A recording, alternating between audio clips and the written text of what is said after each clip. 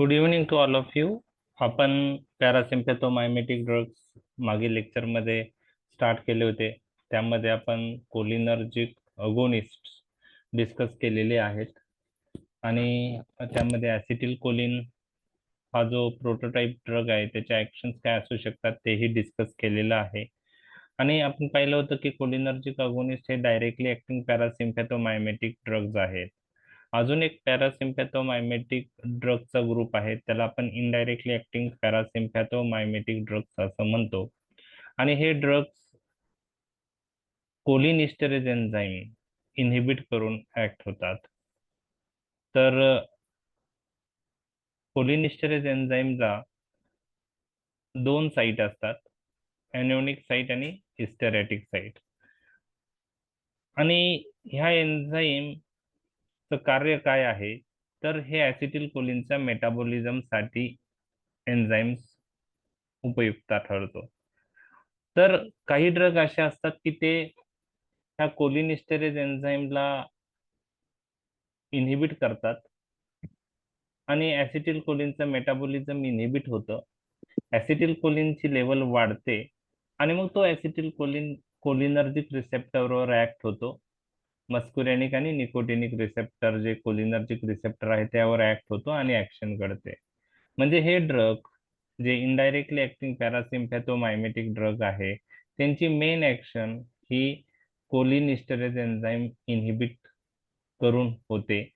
आणि हे drug directly रिसेप्टरवर act होत नाहीत. हे ऍसिटिल कोलिनचं मेटाबॉलिझम इनहिबिट करतात. ऍसिटिल कोलिनची लेवल वाढते आणि तो acetyl choline endogenous acetyl choline मग मस्कुरेनिक निकोटिनिक रिसेप्टरवर ऍक्ट होतो. तर ह्या इनडायरेक्टली ऍक्टिंग पॅरासिम्पॅथोमायमेटिक ड्रगला अँटी कोलिनिस्टरेज ड्रग किंवा कोलिनिस्टरेज इनहिबिटर असं म्हणतात. आणि ते आज आपण डिस्कस करणार आहोत. तर कोलिनिस्टरेज एन्झाईमचे दोन प्रकार आहेत, ऍसिटिल कोलिनिस्टरेज आणि ब्युटॅरिल कोलिनिस्टरेज. ऍसिटिल कोलिनिस्टरेजला स्ट्रू कोलिनिस्टरेज असं म्हणतात आणि ब्युटॅरिल कोलिनिस्टरेजला सुडो कोलिनिस्टरेज असं म्हणतात. तर आता हे ऍसिटिल कोलिनिस्टरेजच्या जर साईट बघितल्या म्हणजे बाइंडिंग साईट ह्या आहेत, ह्या तुम्हाला लक्षात ठेवायचं आहे. तर सपोज हे कोलिनिस्टरेज एन्झाईम मी पिंक याच्यात ड्रॉ केलेला आहे, पिंक कलरच्या याच्यात. तर त्याला दोन साईट असतात, एक असते एनिओनिक साईट आणि दुसरी असते esteratic site. Esteratic site. Okay. So acetylcholine bind with anionic as well as hysteretic site and undergo metabolism resulting in formation of acetic acid आणि choline. ओके. तर ह्या कोलिनिस्टरेज एन्झाईमला इनहिबिट करणारे ड्रग हे एन्झाईम दोन प्रकारे इनहिबिट करू शकतं. हे आपण मागच्या लेक्चरमध्येही पाहिलेलं आहे. काही ड्रग कोलिनिस्टरेज एन्झाईमला जाऊन बाइंड होतात आणि कोलिनिस्टरेज एन्झाईम रिव्हर्सिबली इनहिबिट करतात. तर काही ड्रग जिथं ऍसिटिल कोलिन बाइंड होतो तिथंच बाइंड होतात कॉम्पिटिटिव्ह इनिबिशननी, पण ते कोव्हॅलंट बॉन्डनी बाइंड होतात आणि त्याच्यामुळं ते जे ड्रग्ज आहेत ते कोलिनिस्टरेज एन्झाईम इरिव्हर्सिबली इनहिबिट करतात. तर कोलिनिस्टरेज इनहिबिटर्स किंवा अँटी कोलिनिस्टरेज मध्ये आपल्याला दोन ग्रुप डिस्कस करायचे आहेत, रिव्हर्सिबल इनहिबिटर आणि इरिव्हर्सिबल इनहिबिटर. रिव्हर्सिबल इनहिबिटर्स मध्ये पण केमिकल स्ट्रक्चर वरून दोन ग्रुप आहेत, कार्बामेट आणि नॉन कार्बामेट. कार्बामेट मध्ये फायझोस्टिग्मिन, निओस्टिग्मिन, पायरिडोस्टिग्मिन आणि रिव्हास्टिग्मिन हे क्लासिफिकेशन मध्ये पाहिलेलं आहे. नॉन कार्बामेट्स मध्ये इड्रोफोनियम, टॅक्रिन, डोनेपेझिल, गॅलंटामाइन हे ड्रग आहेत. तर हे ड्रग कोलिनिस्टरेज एन्झाईम रिव्हर्सिबली इनहिबिट करतात. म्हणजे हे ड्रग दिल्याने कोलिनिस्टरेज एन्झाईम काही काळापुरतं इनहिबिट होतं, त्यामुळे ऍसिटिल कोलिनचं हायड्रोलायसिस होत नाही. आता हे ड्रग जिथं बाइंड झालेले आहेत तिथून नंतर रिलीज होतात हायड्रोलायसिस प्रोसेसने आणि ते एन्झाईम परत फ्री होतं आणि ऍसिटिल कोलिनचं मेटाबॉलिझम परत चालू होतं. त्यामुळे हे ड्रग्स रिव्हर्सिबल इनहिबिटर आहेत. कार्बामेट्स आणि नॉन कार्बामेट्स मी आता जे सांगितलेले. काही ड्रग कोलिनिस्टेरेज एन्झाईमला कोव्हॅलंट बॉन्डने बाइंड होतात आणि त्यामुळं ते एन्झाईम इरिव्हर्सिबली इनहिबिट करतात. त्यामुळं जे कॉम्प्लेक्स बनतं ते एवढं स्ट्रॉंग असतं की त्याचं हायड्रोलायसिसच होत नाही आणि त्यामुळं ऍसिटिल कोलिनचं मेटाबॉलिझम खूप वेळापर्यंत इनहिबिट राहतं. नवीन ऍसिड कोलिनिस्टरेज एन्झाईम सिंथेसाइज झाल्यानंतर त्या ऍसिटिल कोलिनचं मेटाबॉलिझम होऊ शकतं. तर अशा ड्रगला इरिव्हर्सिबल इनहिबिटर्स असं म्हणतात. जे ड्रग कोलिनिस्टरेज एन्झाईम ला कोव्हॅलंट बॉन्डने अटॅच होतात आणि एन्झाईम इरिव्हर्सिबली इनहिबिट करतात. अशा ड्रग मध्ये दोन ग्रुप आहेत, कार्बामेट आणि ऑर्गॅनोफॉस्फेट. तर काही कार्बामेट रिव्हर्सिबल इनहिबिटर आहे, फायझोस्टिग्मिन, निव्होस्टिग्मिन, पायरिडोस्टिग्मिन, रिव्हास्टिग्मिन. पण कार्बॅरिल आणि प्रोपोक्झोल हे जे कार्बामेट्स आहे ते इरिव्हर्सिबल इनहिबिटर आहे. क्लासिफिकेशन मध्ये आपण डिस्कस केलेलं आहे. आणि ऑर्गॅनोफॉस्फेट मध्ये इन्सेक्टिसाइड्स आहेत आणि नर्व गॅसेस आहेत. त्यात मग डायफ्लोज, इकोथायोफेट, मेलॅथिओन, डायझिनॉन, त्याचप्रमाणे नर्व गॅसेस जसं ताबून, सारिन, सोमन, हे सगळे ऑर्गॅनोफॉस्फेट कंपाऊंड्स आहे. तर इरिव्हर्सिबल इनहिबिटर हे जे आहेत हे day to day clinical practice मध्ये आपण जनरली यूज करत नाही. फक्त इकोथायोफेट ग्लाउकोमात यूज करतात, पण बाकी रिव्हर्सिबल इनहिबिटर आपण यूज करत नाही. परंतु हे इरिव्हर्सिबल इनहिबिटर हे इन्सेक्टिसाइड म्हणून ऍग्रिकल्चरल फील्डमध्ये खूप कॉमनली यूज केले जातात. त्यामुळे जे इंडियामध्ये कॉमनेस्ट पॉइझनिंग आहे ती आहे ऑर्गॅनोफॉस्फेट पॉइझनिंग, आणि त्याची ट्रीटमेंट तुम्हाला सर्वांना माहीत असणं गरजेचं आहे. How will you treat organophosphate poisoning? तर हे क्लासिफिकेशन आधीच्या लेक्चरमध्ये पण झालेलं आहे, तेच मी इथं डिस्कस केलेलं आहे. मेकॅनिझम ऑफ ऍक्शन मी अँटीकोलिनिस्टरेज ड्रगची मेन डिस्कस केलेली आहेत. रिव्हर्सिबल इनहिबिटर आणि इरिव्हर्सिबल इनहिबिटर म्हणजे काय हे पण डिस्कस केलेलं आहे आता. आता आपल्याला याच्यामध्ये यांच्या फार्मॅकोलॉजिकल ऍक्शन्स पाहिजेत. तर हे ड्रग ऍसिटिल कोलिनचं मेटाबॉलिझम इनहिबिट करून ऍसिटिल कोलिनचे ऍक्शन वाढवतात. ऍसिटिल कोलिन मस्कुरेनिक आणि निकोटिनिक रिसेप्टरवर ऍक्ट होईल आणि ऍक्शन होईल. तर आपण ज्या फिजिओलॉजिकल ऍक्शन्स ऍसिटिल कोलिनच्या पाहिल्या त्याच ऍक्शन्स इथं दिसणार आहेत, किंवा एक्झोजेनस ऍसिटिल कोलिनच्या ज्या ऍक्शन्स आहे त्याच ऍक्शन असणार आहे. तर कोलिनर्जिक अगोनिस्ट सारख्याच ऍक्शन ह्या ड्रगच्या असणार आहे.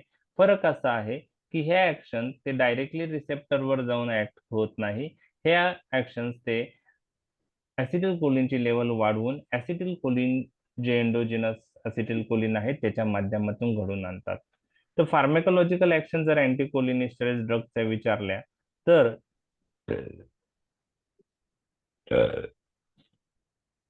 मेजॉरिटी ऑर्गन्सवर ज्या ऍसिटिल कोलिनच्या ऍक्शन्स होत्या त्याच आहेत. ओके, फक्त ब्लड व्हेसलवरची ऍक्शन्स वेगळी असणार आहे. तर हार्टवर काय ऍक्शन असेल ह्या ड्रगची? Negative inotropic, chronotropic, dromotropic effect. Blood व्हेसलवर कोलिनर्जिक अगोनिस्ट बाहेरून दिलेले ड्रग असतात, ते रिसेप्टरवर ऍक्ट होऊन एंडोथेलियम इंटॅक्ट असेल तर व्हॅसोडायलेटेशन करत होते, एंडोथेलियम डॅमेज असेल तर व्हॅसो कॉन्स्ट्रिक्शन करत होते. आणि आपण पाहिलं होतं की एंडोजिनस ऍसिटिल कोलिनला ब्लड व्हेसलवर ऍक्शन नाही, कारण रिसेप्टर जरी ब्लड व्हेसलवर प्रेझेंट असले तरी पण ब्लड व्हेसलला पॅरासिम्पॅथेटिक सप्लाय नाही. आणि अँटीकोलिनिस्टरेज ड्रग एंडोजिनस ऍसिटिल कोलिनची लेव्हल वाढवून ऍक्ट होतात. जर इथं एंडोजिनस ऍसिटिल कोलिन रिलीज होत नाही तर अँटीकोलिनिस्टरेज ड्रग तिथं ऍक्शनच दाखवू शकणार नाहीत, कारण तिथं ऍसिटिल कोलिन रिलीज होत नाही. तर ब्लड व्हेसलवर नो इफेक्ट. स्मूथ मसलवर contraction of the smooth muscle and relaxation of the sphincter, त्यात pyloric sphincter, ileocaecal sphincter, anal sphincter. ग्लँड्सवर increase secretion of exocrine gland, त्यात मग salivary gland, sweat gland, lacrimal gland, tracheobronchial secretion and parietal सेलचं secretion हे drug वाढवतात. Okay, त्यामुळं हे ड्रगमुळं lacrimation, salivation, sweating, tracheobronchial secretion आणि ऍसिड सिक्रेशन ह्या गोष्टी घडून येतात. बाईल आणि मिल्क सिक्रेशन हे पॅरासिम्पॅथेटिक सिस्टीमच्या अंडर नाही कंट्रोलच्या, त्यामुळे मिल्क आणि बिलेरी सिक्रेशन एफेक्ट होत नाही. आय रिलेटेड युजेस मागल लेक्चर मध्ये जे पाहिले त्याच प्रकारचे इथं पण होणार आहे. सर्क्युलर मसल ऑफ आयरिस ह्या ड्रगनी काय होईल की हे ड्रग ऍसिटिल कोलिनची लेवल वाढवतील आणि ऍसिटिल कोलिन मस्कुरेनिक रिसेप्टरवर ऍक्ट होऊन सर्क्युलर मसल कॉन्ट्रॅक्ट करेल आईशे, त्यामुळे मिओसिस होणार आहे आणि सिलेरी मसल कॉन्ट्रॅक्ट सुद्धा होणार आहे आईशी रिलेटेड. आणि त्यामुळं काय होणार आहे की ciliary muscle towards lens contract झाल्यामुळं सस्पेन्सरी लिगामेंट लूज होतील, लेन्स मोर कॉन्व्हेक्स होईल, विजन नियर ऑब्जेक्टला फिक्स होईल, त्याला आपण स्पाझम ऑफ अकोमोडेशन असं म्हणतो. तर ते घडून येणार आहे आणि ciliary muscle towards lens contract झाल्यामुळं ड्रेनेज पाथवे इम्प्रूव्ह होईल, त्यामुळं ॲक्वेस ह्युमरचं ड्रेनेज आयमध्ये इम्प्रूव्ह होणार आहे. त्यामुळं हे ड्रग आपण ग्लाउकोमातही यूज करू शकतो. लॅक्रिमल ग्लॅन्डचं सिक्रेशनही आईमधलं वाढतं, ते आपण ग्लॅन्ड्स मध्ये डिस्कस केलेलं आहे. स्केलेटल मसल हे ड्रग स्केलेटल मसलचं कॉन्ट्रॅक्शन वाढवतील, चांगल्या प्रकारे वाढवतील, कारण हे ड्रग ऍसिटिल कोलिनचं मेटाबॉलिझम इनहिबिट करतात. मग एंडोजेनस ऍसिटिल कोलिनची लेवल वाढली तर ती एनएम रिसेप्टरवर ऍक्ट होईल आणि एनएम रिसेप्टरवर ऍसिटिल कोलिन ऍक्ट झालं तर contraction of the skeletal muscle होईल. त्याचप्रमाणे हे ड्रग ऍसिटिल कोलिनचं मेटाबॉलिझम इनहिबिट करून ऍसिटिल कोलिनची लेवल जी वाढती ते ऍसिटिल कोलिन जर गँग्लियावरच्या एनएन रिसेप्टरवर ऍक्ट झालं, M1 रिसेप्टरवर ऍक्ट झालं तर ऑटोनॉमिक गँग्लिया स्टिम्युलेट होऊ शकतो. तर ह्या फार्मॅकोलॉजिकल ऍक्शन अँटी कोलिनिस्टरेज ड्रगने दिसतात. तर कोलिनर्जिक अगोनिस्ट आणि अँटी कोलिनिस्टरेज ड्रगच्या फार्मॅकोलॉजिकल ऍक्शन सगळ्या सारख्या आहे, एक्सेप्ट काय आहे, ब्लड वेसल्सचे ऍक्शन. हे तुम्हाला लक्षात आलं का? आपण जे ऍक्शन काल डिटेलमध्ये 1 तास डिस्कस केल्या त्याच ऍक्शन कोलिनर्जिक अगोनिस्टच्या इथं दिसत आहे, फक्त ब्लड वेसलवर वेगळा इफेक्ट येतो. समजलंय तुम्हाला हे ऍक्शन? Yes sir. तर कालच्या 1 तासाचे जे आपण डिस्कस केलं होतं त्याची ही स्लाइड समरी आहे, त्यामुळे मी सगळ्या तुम्हाला काल डिटेलमध्ये डिस्कस केलंय तेच इथं तुम्हाला अप्लाय करायचं, त्यामुळे त्याच्यात अंडरस्टँडिंग तुमचं झालेलंच असेल काल. ओके, तर आता पुढच्या पार्टकडे वळूया. ह्या फार्मॅकोलॉजिकल ऍक्शन झाल्या, म्हणजे लॉंग क्वेश्चन मध्ये काय असणार आहे, classify anti cholinesterase drug, mention mechanism of action, uses, adverse effect किंवा फार्मॅकोलॉजिकल ऍक्शन, युजेस, ऍडव्हर्स इफेक्ट असं विचारू शकता. जर फार्मॅकोलॉजिकल ऍक्शन्स नाही विचारले तर डायरेक्ट युजेस आणि ऍडव्हर्स इफेक्ट विचारू शकता. पण युजेस समजण्यासाठी हे ऍक्शन समजणं गरजेचं आहे, त्यामुळे फार्मॅकोलॉजिकल ऍक्शन्स विचारल्या तर हे लिहायचं आहे आणि युजेस विचारले तर कोणत्या कंडिशन मध्ये ते यूज होतात ते लिहायचं आहे. तर युजेस आणि फार्मॅकोलॉजिकल ऍक्शन मध्ये कन्फ्युज व्हायचं नाही. लॉंग क्वेश्चन काय विचारला आहे तो पहिले अनालिसिस तुमच्या माइंड मध्ये झालं पाहिजे आणि त्यानंतर तुम्ही तो लॉंग क्वेश्चन सोडवायचा आहे. Understanding of the question is more important. आणि मी तुम्हाला सांगितलं अँटी कोलिनिस्टरेज ड्रग हे खूप वेळा अँटी कोलिनर्जिक ड्रगशी कन्फ्यूज होतात. तर अँटी कोलिनर्जिक ड्रग हे पॅरासिम्पॅथोलायटिक ड्रग आहे, त्यात ॲट्रोपिन सारखे ड्रग येतात आणि अँटी कोलिनिस्टरेज ड्रग हे पॅरासिम्पॅथोमायमेटिक ड्रग आहेत, हे तुम्हाला लक्षात ठेवायचं आहे. त्यात फायझोस्टिग्मिन, निओस्टिग्मिन सारखे ड्रग येतात. तर हा फरक फार महत्वाचा आहे. जर लॉंग क्वेश्चनचा अंडरस्टँडिंग चुकलं तर पूर्ण लॉंग क्वेश्चन चुकू शकतो, तर ते होता कामा नये. आता इंडिव्हिज्युअल ड्रग्स मध्ये हा एक डिफरन्स एकदा युनिव्हर्सिटी एक्झाम मध्ये आला होता ह्या ड्रग मधला, त्यामुळे मी तो तुमच्याशी डिस्कस करत आहे. डिफरन्स बिटवीन फायझोस्टिग्मिन आणि निओस्टिग्मिन. तर हा डिफरन्स ऍटलिस्ट 5-6 डिफरन्स तुम्हाला त्यातले लक्षात ठेवायचे आहे आणि खूप सोपं आहे. जर कन्सेप्ट लक्षात ठेवला तर डिफरन्स लक्षात ठेवायला काही अवघड नाही. तर बघा, तर डिफरन्स कशाशी रिलेटेड असतो? एक तर सोर्सशी रिलेटेड तुम्हाला काही डिफरन्स माहिती आहे का? केमिस्ट्री पॉईंट ऑफ व्ह्यू माहिती आहे का? फार्मॅकोकायनेटिक आणि फार्मॅकोडायनॅमिक पॉईंट ऑफ व्ह्यू माहिती आहे का? मग यूज पॉईंट ऑफ व्ह्यू कोणत्या कंडिशन मध्ये तो जास्त यूज होतो, हे जर तुम्हाला ह्या पॅटर्नवर जनरली दोन ड्रगचा डिफरन्स तुम्हाला लक्षात ठेवायचा असतो. आता फायझोस्टिगमिन आणि निवोस्टिगमिन ह्या दोन ड्रगचा डिफरन्स युनिव्हर्सिटी एक्झामला 4 मार्कला विचारलेला आहे.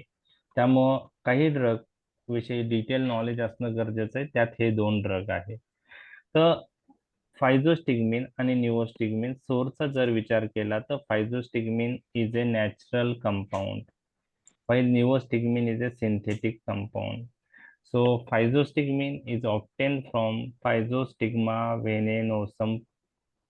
ओके.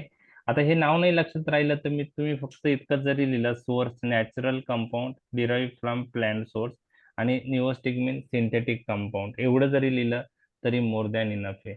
आता केमिस्ट्री पॉइंट ऑफ व्ह्यू हा डिफरन्स मी जो सांगणार आहे तो पुढचे 3-4 डिफरन्स तुम्हाला लक्षात ठेवायला मदत करणार आहे. Physostigmine is a tertiary compound, tertiary amine derivative, and neostigmine is the quaternary ammonium compound.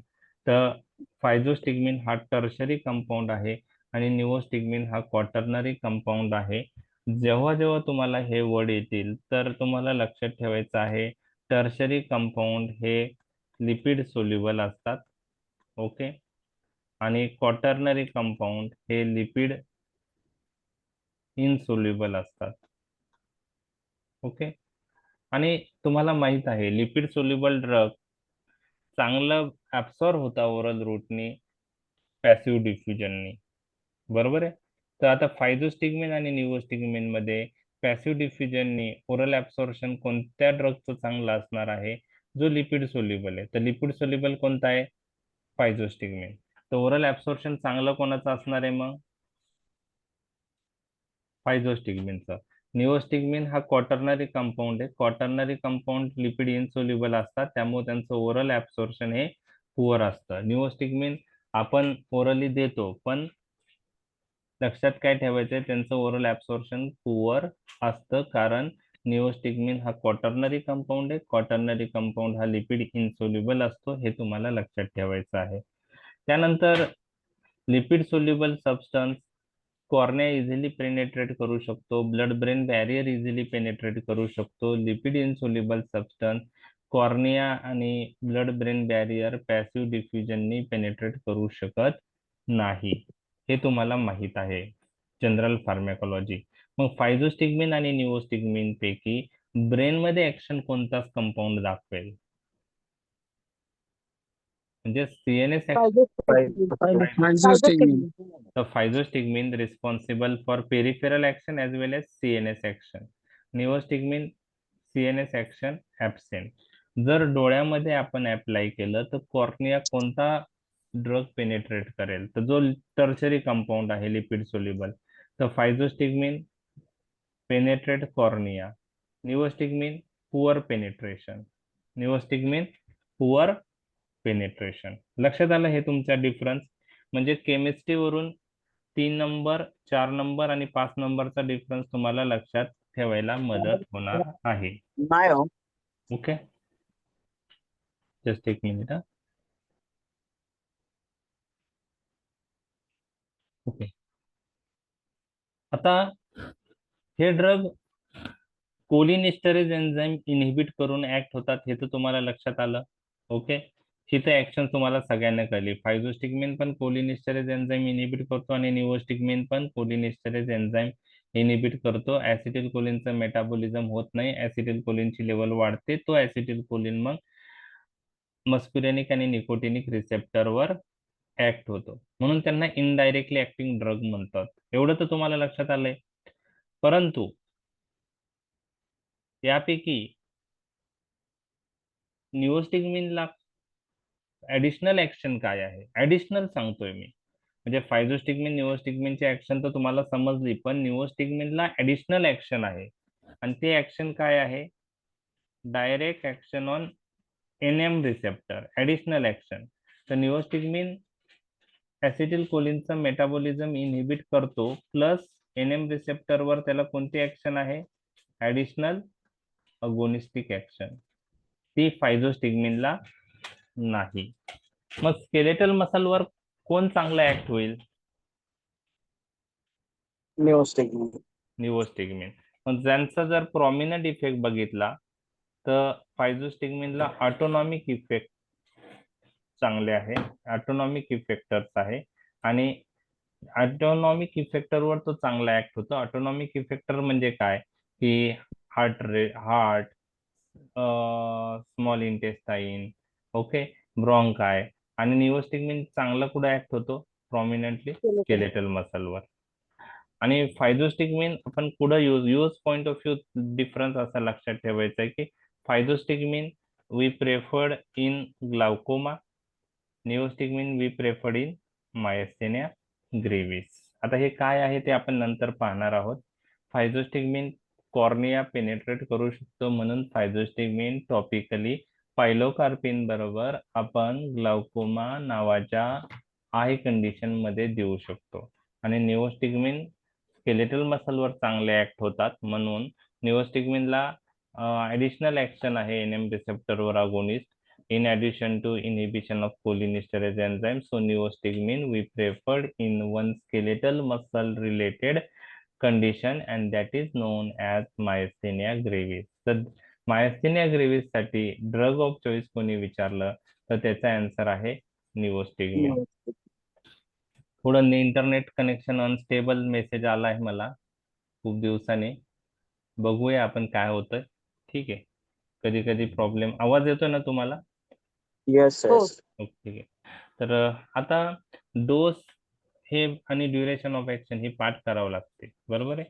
अजून एक इम्पॉर्टंट डिफरन्स असा आहे फायझोस्टिग्मिन, आता ते नंतर येणारच आहे. फायझोस्टिग्मिन आपण जेव्हा आपल्याला सेंट्रल आणि पेरिफेरल दोन्ही ऍक्शन पाहिजे असतात त्यावेळेस आपण प्रेफर करतो. तर physostigmine is drug of choice in atropine poisoning, त्यालाच आपण धतुरा पॉइझनिंग असं म्हणतो, त्यालाच आपण बेलाडोना पॉइझनिंग असं म्हणतो, बरोबर आहे. Physostigmine is drug of choice in atropine poisoning, त्यालाच आपण बेलाडोना पॉइझनिंग म्हणतो, त्यालाच आपण धतुरा पॉइझनिंग असेही म्हणतो. ऐकलंय तुम्ही धतुरा पॉइझनिंग किंवा बेलाडोना? धतुरा प्लांट मुळे ती पॉइझनिंग होते किंवा बेलाडोना प्लांट मुळे ती होते आणि ह्या प्लांट पासूनच ऍट्रोपिन ऑप्टेन होतो. म्हणजे ऍट्रोपिन पॉइझनिंगचा ड्रग ऑफ चॉईस विचारला, बेलाडोना पॉइझनिंगचा ड्रग ऑफ चॉईस विचारला किंवा धतुरा पॉइझनिंगचा ड्रग ऑफ चॉईस विचारला तर तो फायझोस्टिग्मिन असणार आहे. लक्षात आलं का? असं ते मी नंतर डिस्कस करणार आहे तुमच्याशी. ओके. आता डोसचा जर विचार केला तर फायझोस्टिग्मिन आय ड्रॉप मध्ये अवेलेबल आहे, निओस्टिग्मिन अवेलेबल नाही. 0.1 to 1% आय ड्रॉप आपण यूज करतो. निओस्टिग्मिन आपण ओरली जर यूज करणार असू तर 15 to 30 mg ओरली आणि इंट्रामस्क्युलर सबक्युटेनस 0.5 to 2.5 mg डोस. आता हे पाठच करावं लागणार आहे याला दुसरा पर्याय नाही. आणि ड्युरेशन ऑफ ऍक्शनचा विचार केला तर फायझोस्टिग्मिन स्लाइटली लॉंगर ऍक्टिंग आहे, 4 ते 6 तास सिस्टेमिक इफेक्ट आहे आणि निओस्टिग्मिनचा 3 ते 4 तास आहे. पण डोळ्यात जर आपण फायझोस्टिग्मिन अप्लाय केला तर त्याचे ऍक्शन जास्त वेळ राहते, 6 ते 24 तास राहते. तर ड्युरेशन ऑफ ऍक्शन मध्ये एवढा सिग्निफिकंट फरक नाहीये. फायझोस्टिग्मिन 4 ते 6 तास आहे आणि निओस्टिग्मिन 3 ते 4 तास आहे. आय मध्ये फायझोस्टिग्मिन 6 ते 24 तास राहू शकते त्याची ऍक्शन. तर हे डिफरन्स फायझोस्टिग्मिन आणि निओस्टिग्मिनचे मी तुम्हाला एक्सप्लेन केलेले आहे. शॉर्ट नोट याच्यावर विचारलेली होती, त्यामुळे तुम्ही फायझोस्टिग्मिन निओस्टिग्मिनचा डिफरन्स चांगल्या प्रकारे करा. समजलाय का डिफरन्स तुम्हाला? हो सर. ओके, ठीक आहे. आता बाकी ड्रग विषयी प्रत्येक ड्रगचं एक्सप्लेनेशन तुम्हाला कोणीही विचारणार नाहीये. MCQ पॉइंट ऑफ व्ह्यू काही पॉइंट असेल तर लक्षात ठेवा. तुम्हाला युजेस महत्वाचे आहे. क्लासिफिकेशन मेकॅनिझम 2 लाईन मध्ये आणि युजेस ऍडव्हर्स इफेक्ट असा जनरली लॉंग क्वेश्चनचा पॅटर्न असतो. फार्मॅकोलॉजिकल ऍक्शन्स पण क्लिअरली विचारतात, त्यामुळं क्लासिफिकेशन चांगलं करा.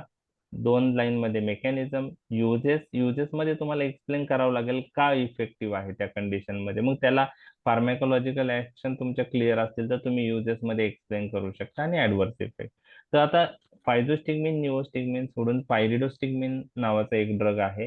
तो ऍज कम्पेअर्ड टू निओस्टिग्मिन, म्हणजे निओस्टिग्मिन सारखाच आहे तो, पण काय फरक आहे, it is longer acting than neostigmine. Okay, longer acting than neostigmine, पण त्याचा ड्रॉबॅक आहे की इट इज लेस पोटेंट. आता याचा मिनिंग काय आहे, लेस पोटेंटचा अर्थ काय? पायरिडोस्टिग्मिन इज लेस पोटेंट दॅन फायझोस्टिग्मिन. तर ड्रग जर मोर पोटेंट असतो तर त्यावेळेस तो कमी डोसला इफेक्टिव्ह असतो, आणि ड्रग जर लेस पोटेंट असेल तर त्याला जास्त डोस आपल्याला लागतो. तर potency determine the dose of the drug. If drug is more potent म्हणजे तो कमी डोस मध्ये उपयुक्त ठरतो. जर तो लेस पोटेंट असेल निओस्टिग्मिन पेक्षा पायरिडोस्टिग्मिन, तर पायरिडोस्टिग्मिनचा डोस काय लागेल आपल्याला, निओस्टिग्मिन पेक्षा जास्त लागेल. जास्त. परंतु ऍडव्हान्टेज काय पायरिडोस्टिग्मिनचं, it is longer acting than neostigmine. मग कधी कधी मायस्थेनिया ग्रेव्हिसच्या पेशंटना निओस्टिग्मिन ऐवजी आपण पायरिडोस्टिग्मिन पण देऊ शकतो. म्हणजे पायरिडोस्टिग्मिन सिमिलर टू निओस्टिग्मिन आहे, म्हणजे तो टर्शरी कंपाऊंड आहे का क्वाटर्नरी कंपाऊंड आहे? क्वार्टरनरी क्वाटर्नरी कंपाऊंड आहे, कारण फायझोस्टिग्मिन हा टर्शरी आहे, निओस्टिग्मिन हा क्वाटर्नरी आहे. समजलं? त्यानंतर इड्रोफोनियम, एमसीक्यू तुम्हाला लक्षात ठेवायचं आहे, शॉर्टेस्ट ऍक्टिंग अँटीकोलिनिस्टरेज ड्रग. आणि it is not use for any treatment point of view, it is use for diagnostic point of view. Myasthenia ग्रेव्हिसच्या पेशंटमध्ये हे diagnostic point of view use करतात. It is use to differentiate between two crisis. It is used to differentiate between myasthenia crisis and cholinergic crisis. आता हे काय आहे, हे जे जेव्हा मी मायस्थेनिया ग्रेव्हिस डिस्कस करेल त्यावेळेस तुम्हाला ते कळणार आहे. Edrophonium is the shortest acting anti cholinesterase drug. Duration of action त्याची 10 मिनिट आहे, आणि it is use to differentiate between myasthenia crisis from cholinergic crisis. So it is use for diagnostic purpose. हे तुम्हाला लक्षात ठेवायचं आहे मायस्थेनिया ग्रेव्हिस मध्ये. लक्षात आलं? आणि काय आहे ते टेस्ट ते आपण नंतर पाहणार आहे. त्या टेस्टला टेन्सिलॉन टेस्ट असं म्हणतात.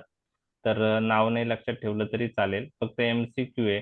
In diagnostic point of view in myasthenia gravis which drug is use, edrophonium. आणि कशासाठी यूज करतात?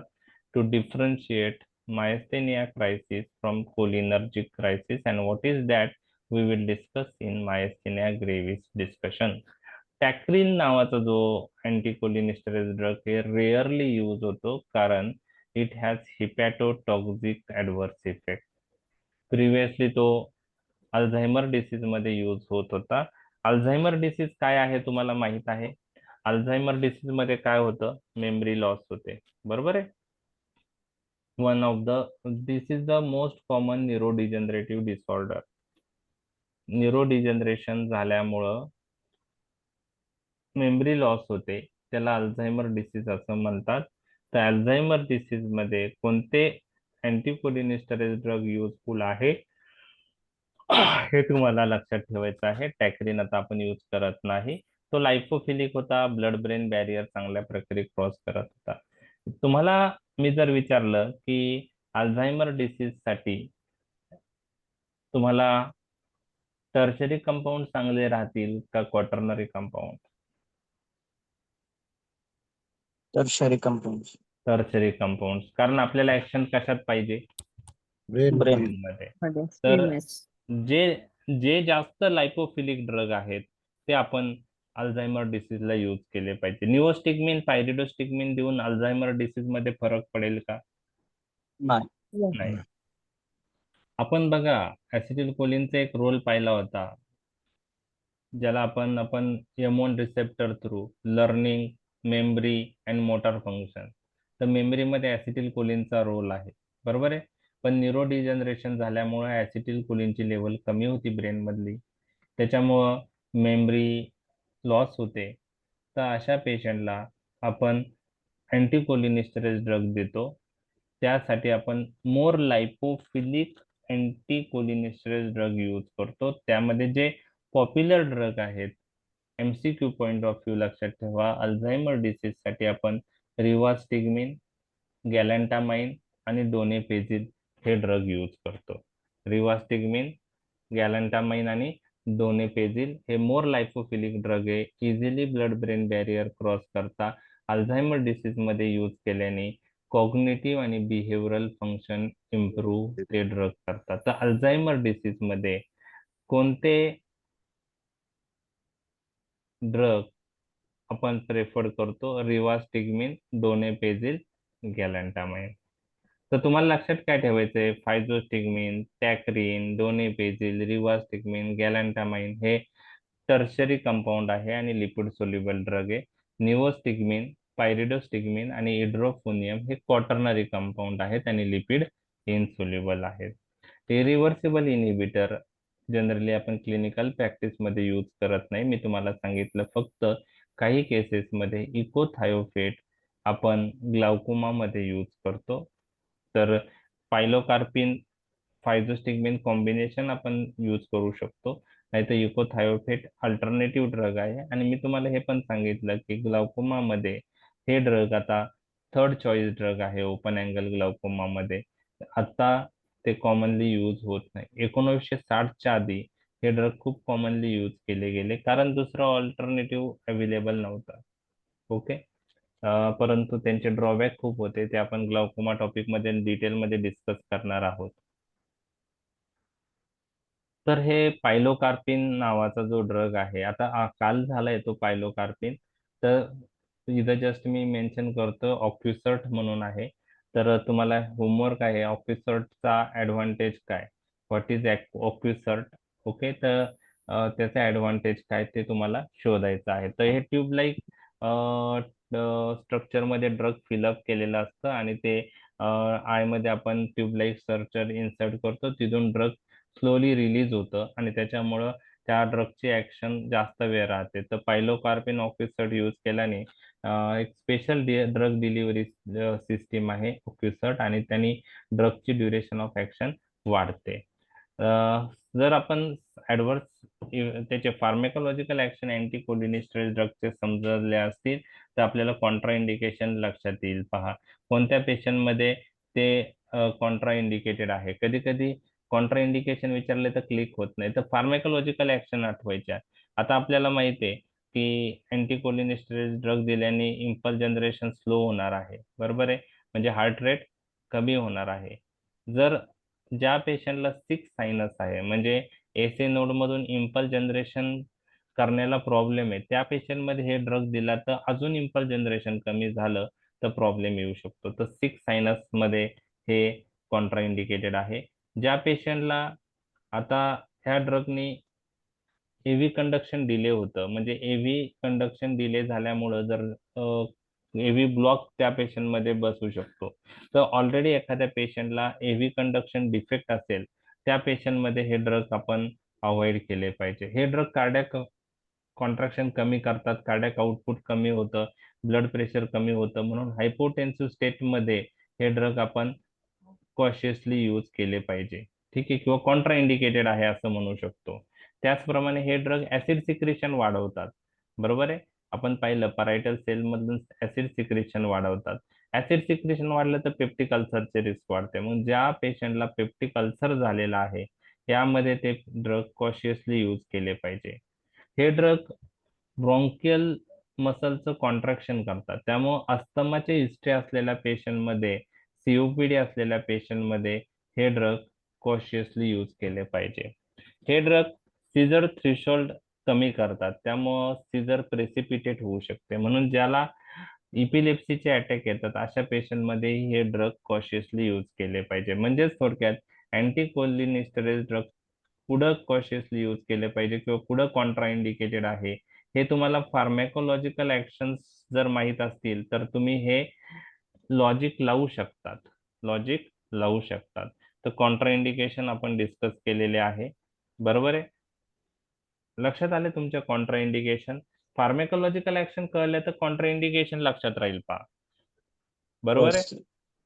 ओके, तर नेक्स्ट पार्ट आपण बघणार आहोत, युजेस. जस्ट एक मिनिट हा.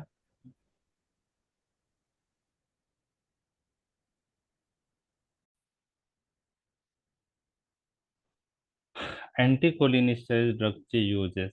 तर यामध्ये तुम्हाला आता काय काय लक्षात ठेवायचं पहा, की कोणत्या कंडिशन मध्ये आपण ते यूज करतो, कोणता ड्रग प्रेफर करतो,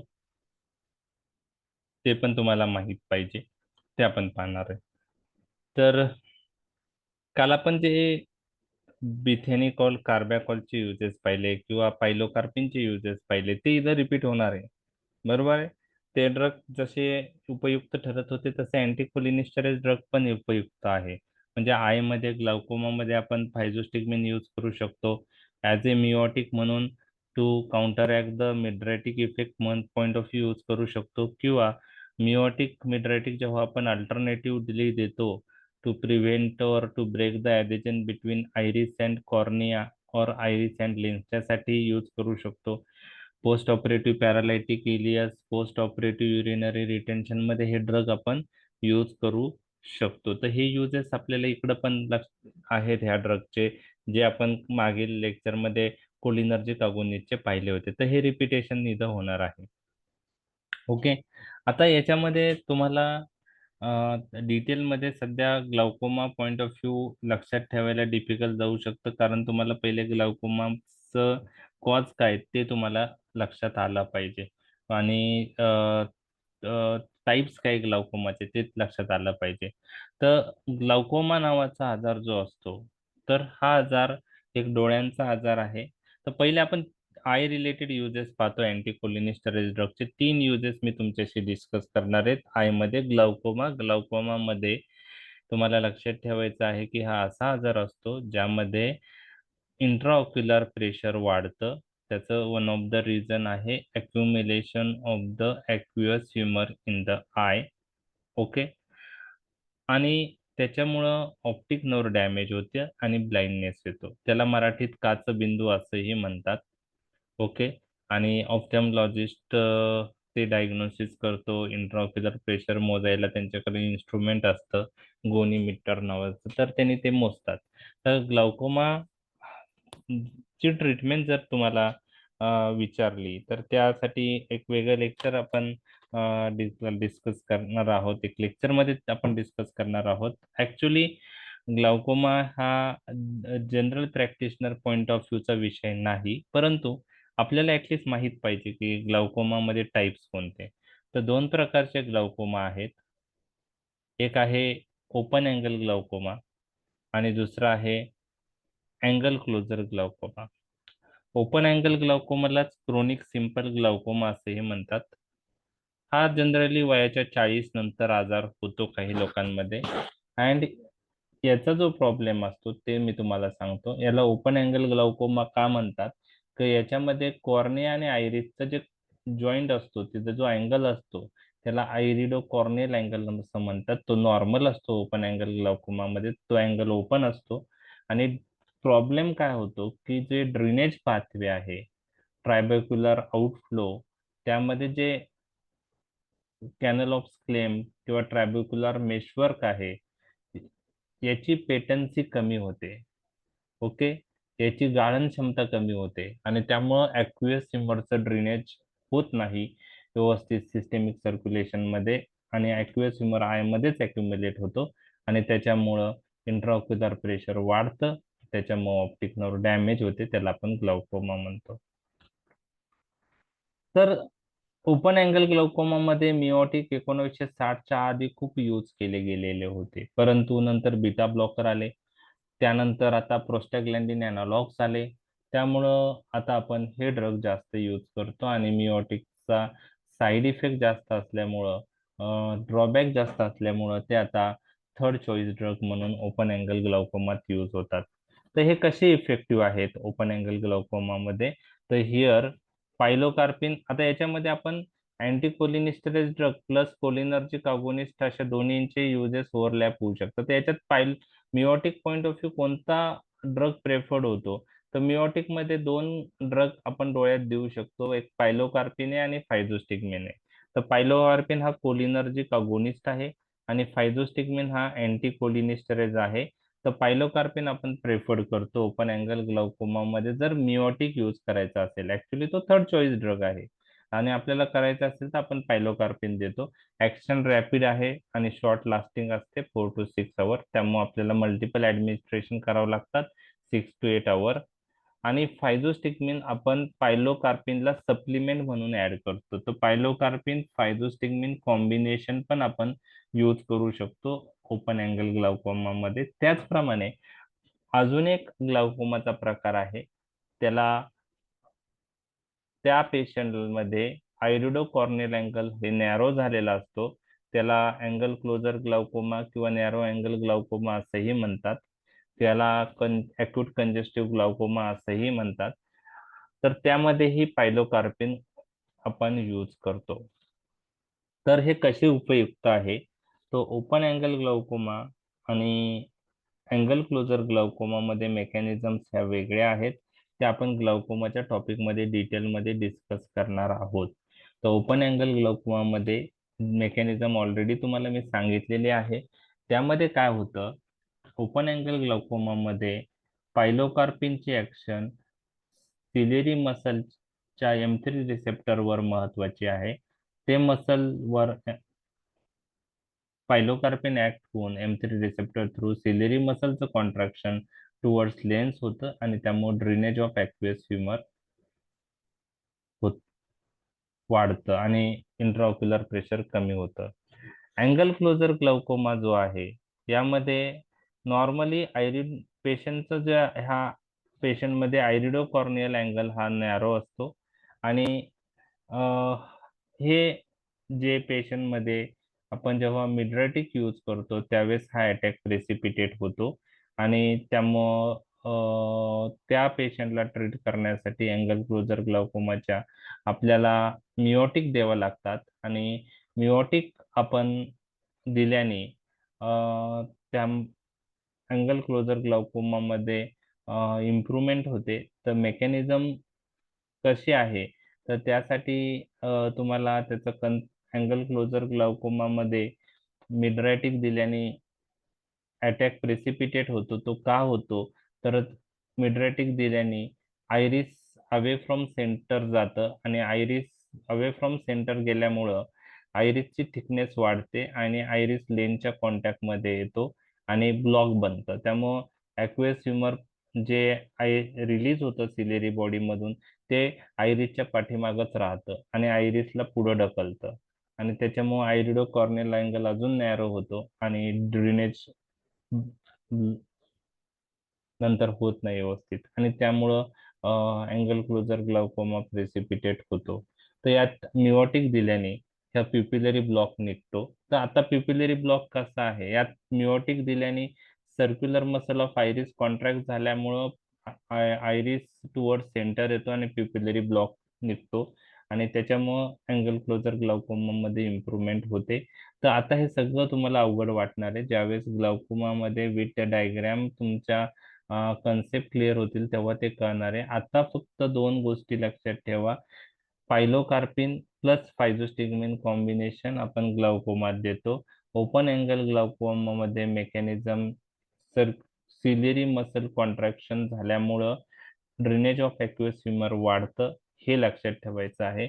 आणि अँगल क्लोजर ग्लाउकोमा मध्ये सर्क्युलर मसल ह्या ड्रगने कॉन्ट्रॅक्ट झाल्यामुळं प्युपिलरी ब्लॉक निघतो आणि त्याच्यामुळं इम्प्रूव्हमेंट होते, हे तुम्हाला लक्षात ठेवायचं आहे. तर ओपन अँगल ग्लाउकोमा मध्ये ऍक्शन ह्या ड्रगची सिलेरी मसलशी रिलेटेड आहे आणि अँगल क्लोजर ग्लाउकोमा मध्ये हे ड्रग सर्क्युलर मसल कॉन्ट्रॅक्ट झाल्यामुळे उपयुक्त ठरतात. तर ओपन अँगल ग्लाउकोमा मध्ये हे drug drainage of aqueous humour वाढवतात, हे तुम्हाला लक्षात ठेवायचं आहे.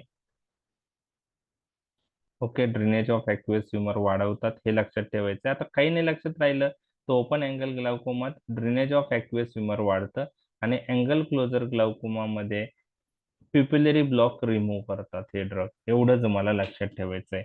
आता हे सगळं आपण ग्लाउकोमा मध्ये डिटेलमध्ये डिस्कस केल्यानंतर हे तुम्हाला सोपं वाटणार आहे. आज तुम्हाला काय आहे पिपिलरी ब्लॉक तो समजणार नाही, पण तो समजण्यासाठी तुम्हाला ग्लाउकोमाचं डिटेल पॅथोफिजिओलॉजी मला सांगावं लागेल. त्यासाठी मग आपल्याला 20-25 मिनिटं लागेल. तर आपण त्यावेळेस डिस्कस करूया ग्लाउकोमा टॉपिक मध्ये मेकॅनिझम. फक्त ओपन अँगल ग्लाउकोमा मध्ये हे drug drainage of aqueous humour वाढवतात. अँगल क्लोजर ग्लाउकोमा मध्ये हे ड्रग प्युपिलरी ब्लॉक रिमूव्ह करतात. एवढं तुम्हाला लक्षात ठेवायचं. आणि थर्ड चॉईस ड्रग आहे. फर्स्ट चॉईस कोणते आहेत असं जर कोणी विचारलं तर प्रोस्टॅग्लॅन्डिन एनालॉग्स, त्यात लॅटेनोप्रोस्ट, ट्रॅव्होप्रोस्ट, बिमॅटोप्रोस्ट हे ड्रग आपण टॉपिकली आय मध्ये यूज करतो. ओके. त्यानंतर अल्टरनेटिव्ह त्याला बीटा ब्लॉकर्स आहे. त्यात टिमोलॉल नावाचा टॉपिकल बीटा ब्लॉकर आपण यूज करतो. आणि थर्ड चॉईस मग हे मिओटिक्स आहे ओपन अँगल ग्लाउकोमा मध्ये. लक्षात आलं तुम्हाला? ओके. I related. ओके. हो सर. थोडं आता एक्सप्लेनेशन मी बेसिक तुम्हाला केलंय, पण सध्या तुम्हाला ते समजणार नाही 100%, कारण ग्लाउकोमा झालेला नाही आपला. आता दुसरं यूज मी काल पायलोकार्पिनचा सांगितलं, तोच इथं फायझोस्टिग्मिनचा आहे. To reverse the effect of mydriatics after refractory testing. तर डोळ्याचा नंबर चेक करताना आपण जे टेस्ट करतो त्याला रिफ्रॅक्टरी एरर टेस्टिंग म्हणतात. त्यात आपण जे ड्रग मिड्रॅटिक प्लस सायक्लोप्लेजिया दाखवतात ते ड्रग यूज करतो. त्यांनी मिड्रॅसिस होतं आणि विजन फार ऑब्जेक्टला सेट होते. तर ह्या पेशंटमध्ये आपण रिफ्रॅक्टरी एरर टेस्टिंग संपल्यानंतर मिड्रॅटिकचा इफेक्ट 4 ते 6 तास राहू शकतो. त्यामुळं पेशंटला दिसायला प्रॉब्लेम होऊ शकतो, घरी जाताना ब्लरिंग ऑफ विजन होतं. त्यामुळं ह्या मिड्रॅटिकचा इफेक्ट रिव्हर्स करण्यासाठी मिओटिक देणं गरजेचं आहे. आणि त्यासाठी आपण फायझोस्टिग्मिन किंवा पायलोकार्पिन फायझोस्टिग्मिन कॉम्बिनेशन आपण देऊ शकतो to to reverse the effect of mydriatics. तर काल मी पायलोकार्पिन शिकवताना पण तुम्हाला हा यूज डिस्कस केलेला आहे. आणि तुम्हाला मी सांगितलं कधी कधी आईमध्ये इन्फेक्शन झालं तर कधी कधी ॲडेजन बनतं आयरिस अँड लेन्स किंवा आयरिस आणि कॉर्निया. तर ते ॲडेजन होऊ नये म्हणून, ते ॲडेजन होऊ नये म्हणून किंवा ते ॲडेजन झालं तर ब्रेक व्हावं म्हणून आपण काय करतो, मिओटिक आणि मिड्रॅटिक ड्रग अल्टरनेटिव्हली देतो. म्हणजे मिओटिक देणार, 15-20 मिनिटांनी मिड्रॅटिक देणार, परत 1 तास झाला का मिओटिक ऍड करणार, परत मिड्रॅटिक काही काही वेळाने ऍड करणार. तर मिओटिक मिड्रॅटिक अल्टरनेटिव्हली यूज केल्यामुळं आयरिस जो आहे तर आयरिस मिओटिक यूज केल्याने सर्क्युलर मसल कॉन्ट्रॅक्ट होणार आहेत मिओटिकमुळं, आणि मिड्रॅटिक यूज केलं तर सर्क्युलर मसल रिलॅक्स होऊ शकतात. आणि मिओटिक मिड्रॅटिक यूज केल्याने iris toward centre away from centre move करतो. आयरिसची movement toward centre away from centre झाल्याने ॲडेजन बनत असेल तर ते बनणं बंद होईल, किंवा जे ॲडेजन झालं असेल तर ब्रेक होईल. तर त्यासाठी मिओटिक्स आपण यूज करतो अलॉंग विथ मिड्रॅटिक. तर काही आय रिलेटेड कंडिशन्स आहे, इन्फेक्शन, आयरायटिस, आयरिडोसायक्लायटिस, कॉर्नियल अल्सर, यामध्ये ॲडेजनची रिस्क असते. तर ती होऊ नये म्हणून आपण मिओटिक मिड्रॅटिक अल्टरनेटिव्हली देतो. हे तिन्ही uses physostigmine point of view मी डिस्कस केले. तर पायलोकार्पिन प्लस फायझोस्टिग्मिन कॉम्बिनेशन आपण इथं देऊ शकतो. पायलोकार्पिनचे जे युजेस आहेत ते काल आपण जे डिस्कस केले तसेच आता हे युजेस फायझोस्टिग्मिन बाबत पण आहेत. तर आय रिलेटेड 3 युजेस लक्षात आले तुमच्या? ओके. Yes, sir. हो सर. त्यानंतर आता मायस्थेनिया ग्रेव्हिस सांगता येईल तुम्हाला, मायस्थेनिया ग्रेव्हिस नावाचा आजार काय असतो, येस सर. काय होतं? मसल्स आणि न्यूरॉन्स आणि मसल्स मधला कॉन्टॅक्ट कमी झालेला असतो. ओके, बरोबर. Paralysis of respiratory muscle. काय होतं म्हणले? Para Paralysis of respiratory muscles. Paralysis of the respiratory muscle. Okay, correct. ठीक आहे. तर जनरली काय असतं बघा, आपण बघितलेलं आहे सोमॅटिक नर्वस सिस्टीम. यामधून समजा आता हे स्पायनल कॉर्ड आहे, स्पायनल कॉर्ड कडून जे नर्व येते, सोमॅटिक नर्व येते, तर ती स्केलेटल मसलच्या तिथं ऍसिटिल कोलिन रिलीज करते. आणि ह्या स्केलेटल मसलवर NM रिसेप्टर प्रेझेंट असतात. तर हा ऍसिटिल कोलिन NM रिसेप्टरवर ऍक्ट होतो आणि स्केलेटल मसलचं काय करतो, कॉन्ट्रॅक्शन करतो. कॉन्ट्रॅक्शन. म्हणजे त्याच्यासाठी सोमॅटिक नर्वस सिस्टीम मधून ऍसिटिल कोलिन रिलीज झाला पाहिजे. ठीक आहे. आणि तो ऍसिटिल कोलिन कोणत्या रिसेप्टरवर ऍक्ट झाला पाहिजे, NM. ऍसिटिल कोलिन कोणत्या रिसेप्टरवर ऍक्ट झाला पाहिजे, NM रिसेप्टरवर.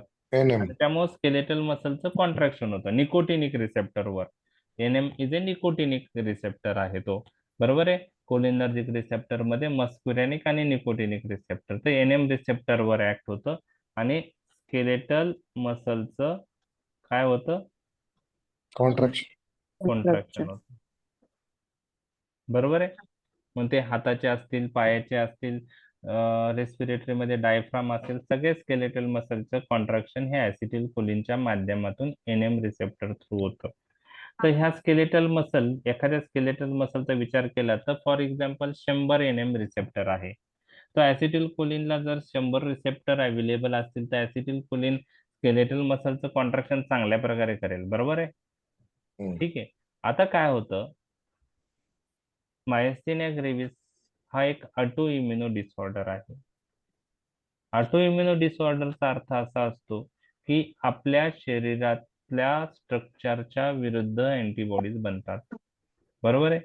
म्हणजे Yes. आपल्या शरीराच्या विरुद्ध आपलीच इम्युनो सिस्टीम काय बनवते, अँटीबॉडी. आणि मायस्थेनिया ग्रेव्हिस मध्ये हे जे अँटीबॉडीज आहेत त्या काय करतात, NM रिसेप्टरला जाऊन बाइंड होतात आणि NM रिसेप्टर ब्लॉक करतात. काय करतात, NM रिसेप्टर Block. ब्लॉक करतात. आता 100 NM रिसेप्टर होते, त्यातले समजा 70 रिसेप्टर ब्लॉक झाले अँटीबॉडीजने. मग ऍसिटिल कोलिनला ऍक्शन साठी किती रिसेप्टर राहिले, मग 30. मग ऍसिटिल कोलिन स्केलेटल मसल, त्या स्केलेटल मसलचं कॉन्ट्रॅक्शन व्यवस्थित करेल का, नाही. म्हणजे मायस्थेनिया ग्रेव्हिस मध्ये काय होतं, there is a formation of auto antibody against which receptor, NM receptor. and due to that there is a competition between antibody and acetylcholine for binding with NM receptor.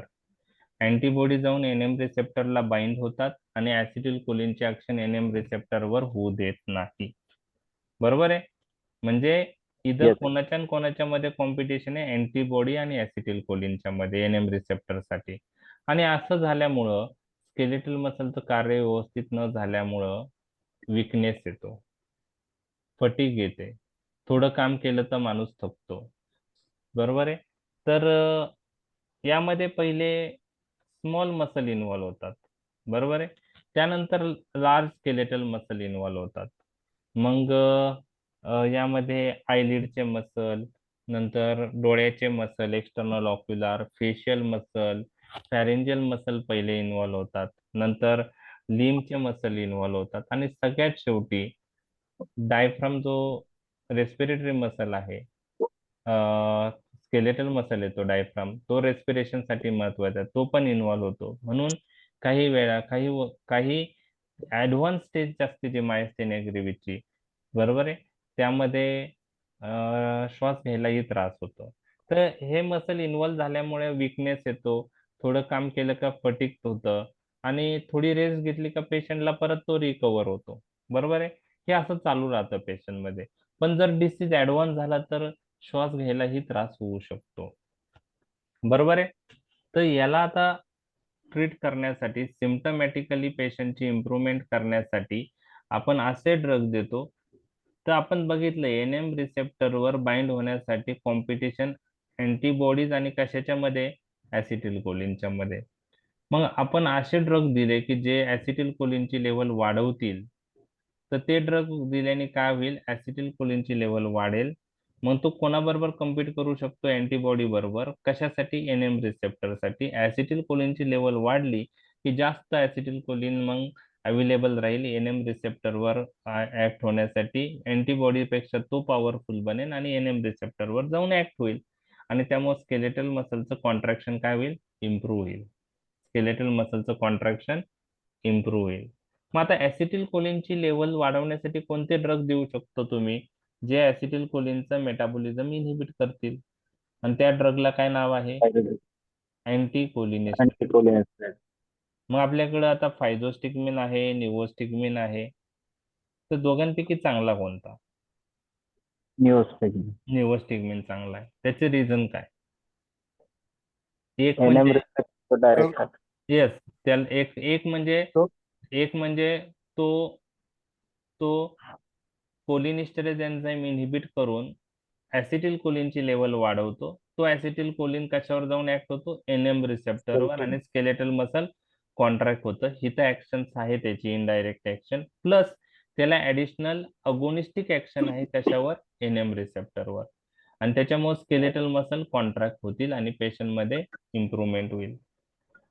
आता निओस्टिग्मिनच्या ऐवजी फायझोस्टिग्मिन दिलं तर तो indirect ऍक्शनने act होणार आहे. तो पण ऍसिटिल कोलिनचं मेटाबॉलिझम इनहिबिट करेल, ऍसिटिल कोलिनची लेवल वाढवेल, तो जाऊन NM रिसेप्टरवर ऍक्ट होईल, स्केलेटल मसल कॉन्ट्रॅक्ट होणार आहे फायझोस्टिग्मिननी पण, बरोबर आहे.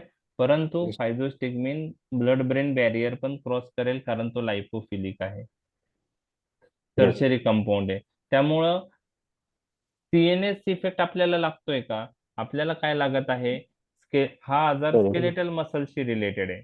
मग आपल्याला पेरिफेरल ऍक्शन पाहिजे का सेंट्रल ऍक्शन पाहिजे, पेरिफेरल. पेरिफेरल. मग आपण निओस्टिग्मिन दिल्याने आपल्याला फक्त पेरिफेरलच ऍक्शन येणार आहे. फायझोस्टिग्मिन दिली तर पेरिफेरल पण येणार आहे आणि सेंट्रल पण येणार आहे, आणि सेंट्रल ऍक्शन आपल्याला लागत नाही. त्यामुळे ते सेंट्रल साईड इफेक्ट आपल्याला अवॉइड करायचे असेल तर फायझोस्टिग्मिनच्या ऐवजी काय यूज केलेलं पाहिजे, निओस्टिग्मिन. Neos. The neostigmine is drug of choice in myasthenia gravis. लक्षात आलं? Yes. तर पहा, neostigmine, it is the drug of choice in myasthenia gravis, does not cross blood brain barrier, so no CNS adverse effects seen with neostigmine. बरोबर आहे. मग कसं effective आहे, पहिली मेन ऍक्शन आहे इनहिबिटिंग कोलिनिस्टरेज एन्झाईम.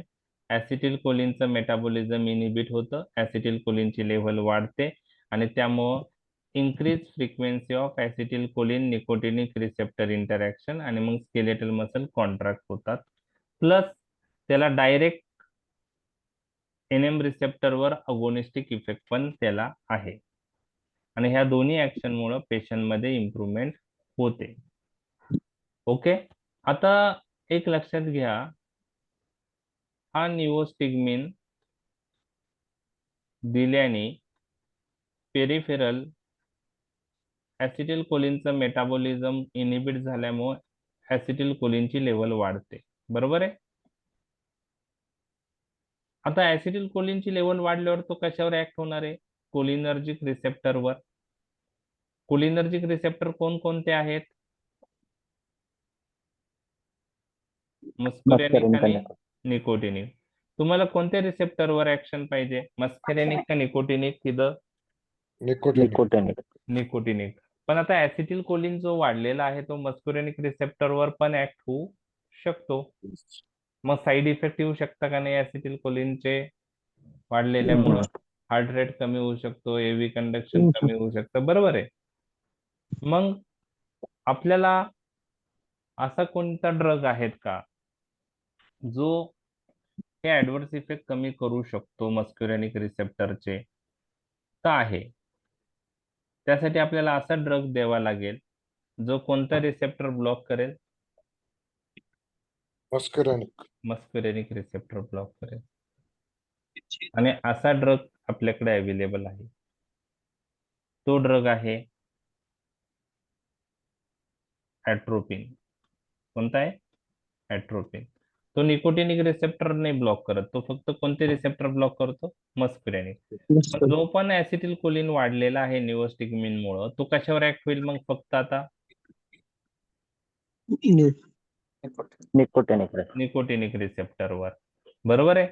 म्हणजे तुम्हाला जर विचारलं कोणी निओस्टिग्मिन दिल्याने मायस्थेनिया ग्रेव्हीच्या पेशंटला इम्प्रुव्हमेंट होते, पण त्याचबरोबर काही साईड इफेक्ट होतात निओस्टिग्मिनचे, मस्क्युरेनिक रिसेप्टर थ्रू. तर ते अवॉइड करण्यासाठी निओस्टिग्मिन बरोबर कोणता ड्रग तुम्ही ऍड करणार? ऍट्रोपिन. तर निओस्टिग्मिन प्लस ऍट्रोपिन दिल्याने काय होईल?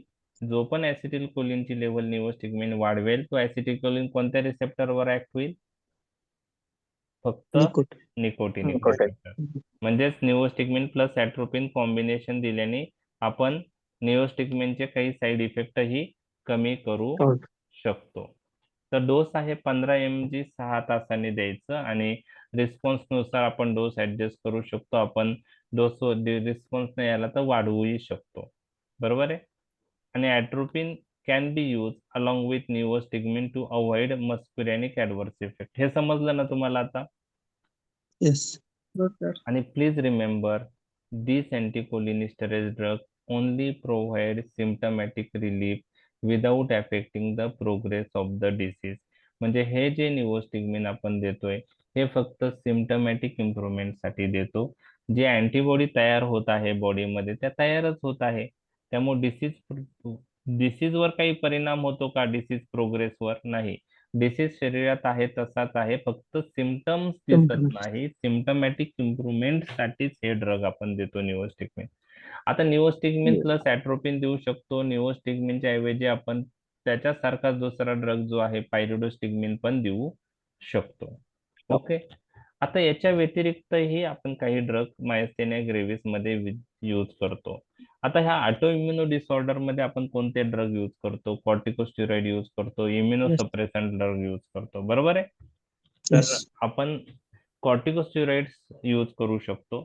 ते इम्युनोसप्रेसंट ड्रग आहेत. ते निकोटिनिक रिसेप्टरच्या अगेन्स्ट जे अँटीबॉडी बनतात त्याचं प्रोडक्शन कमी करते.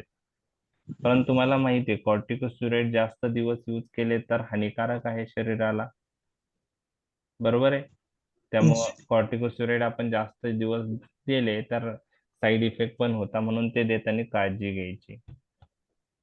ज्यावेळेस मायस्थेनिया ग्रेव्हिसचा आजार हा ऍक्टिव्हली असेल, ऍक्टिव्हली प्रेझेंट असेल पर्सन मध्ये, त्यावेळेस आपण प्रिडनिसोन हे एक कॉर्टिकोस्टेरॉइड आहे ते 30 ते 60 mg डोस पर डे ने देतो. जोपर्यंत सिम्पटम्स पेशंटचे चांगल्या प्रकारे कमी होत नाही. एकदा का तो अटॅक सबसाईड झाला, रिमिशन पॉइंट ऑफ व्ह्यू दिल्यानंतर एकदा तो इम्प्रूव्ह झाला पेशंट, मग आपण कॉर्टिकोस्टेरॉइड प्रिडनिसोन जो आहे तो मेंटेनन्स पर्पज साठी डोस कमी मध्ये देतो. 10 मिलीग्रॅम देतो आणि अल्टरनेटिव्ह डे ला देतो. म्हणजे एक दिवस ऑफ देतो.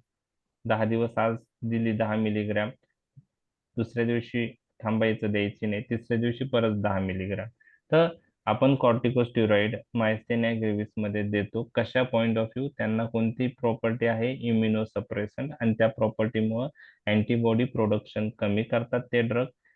डिसीज जास्त फ्लेअर झालेला असेल तर 30 ते 60 mg पर्यंत पर डे आपण देतो. आणि एकदा इम्प्रूव्ह झाला तर 10 मिलीग्रॅम मेंटेनन्स पर्पज साठी अल्टरनेटिव्ह डे ला आपण देतो. लक्षात आलं कॉर्टिकोस्टेरॉइडचं? Yes. ओके.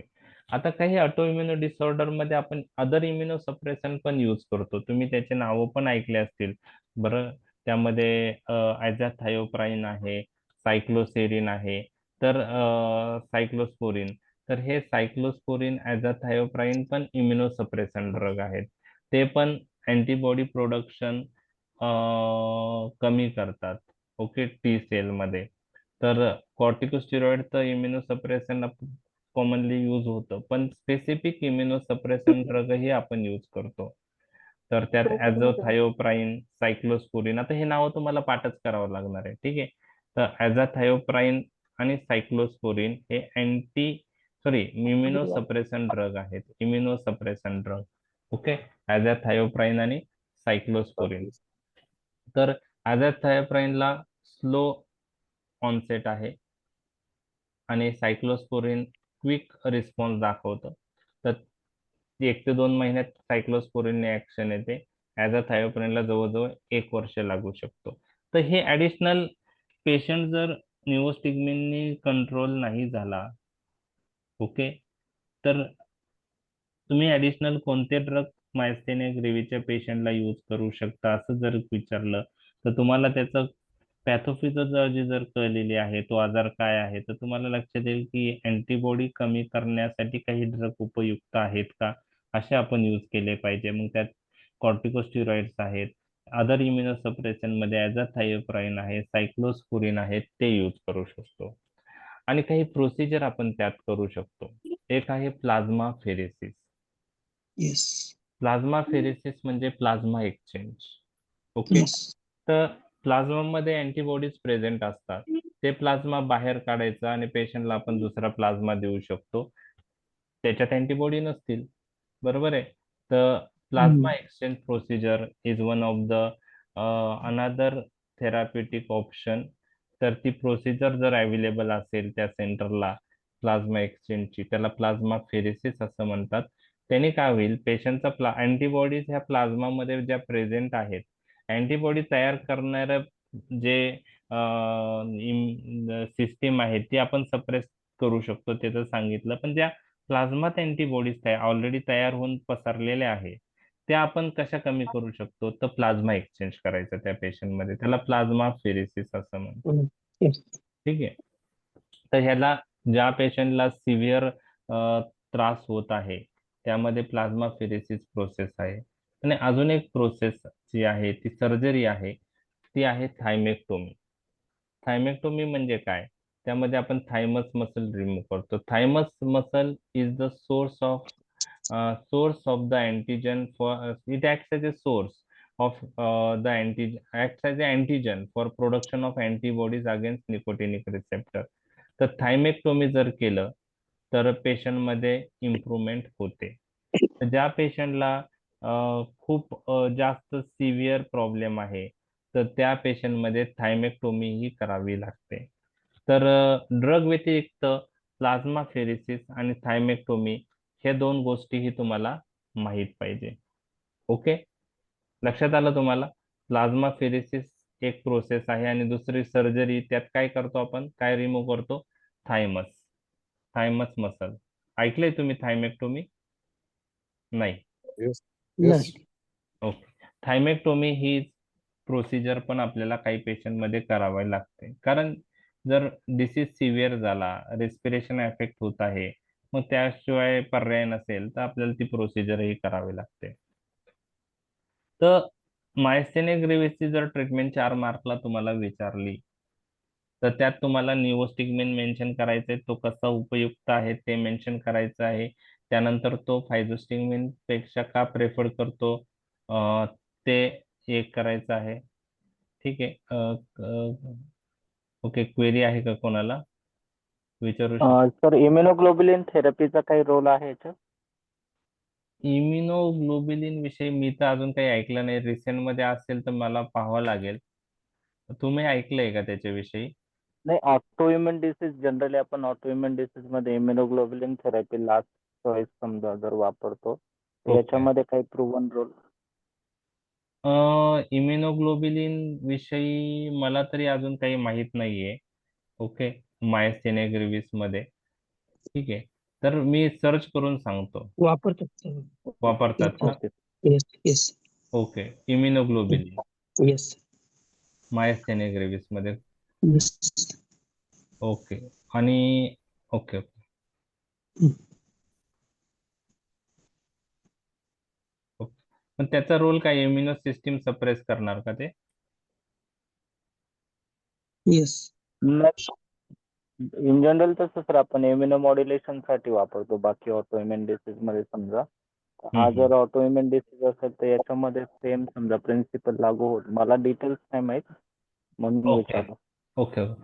आता इम्युनोग्लोबिलिन्स म्हणजे फार्मॅकच्या बुक्स मध्ये मेन्शन नाही केलेले, पण आता तुम्ही क्लिनिकल प्रॅक्टिस मध्ये पाहिलेलं आहे, सर पण म्हणताय की इम्युनोग्लोबिलिन्स यूज करतात. तर मे बी त्याचा यूज म्हणजे त्याचा यूज असेल पण बुक्स मध्ये मेन्शन नाहीये.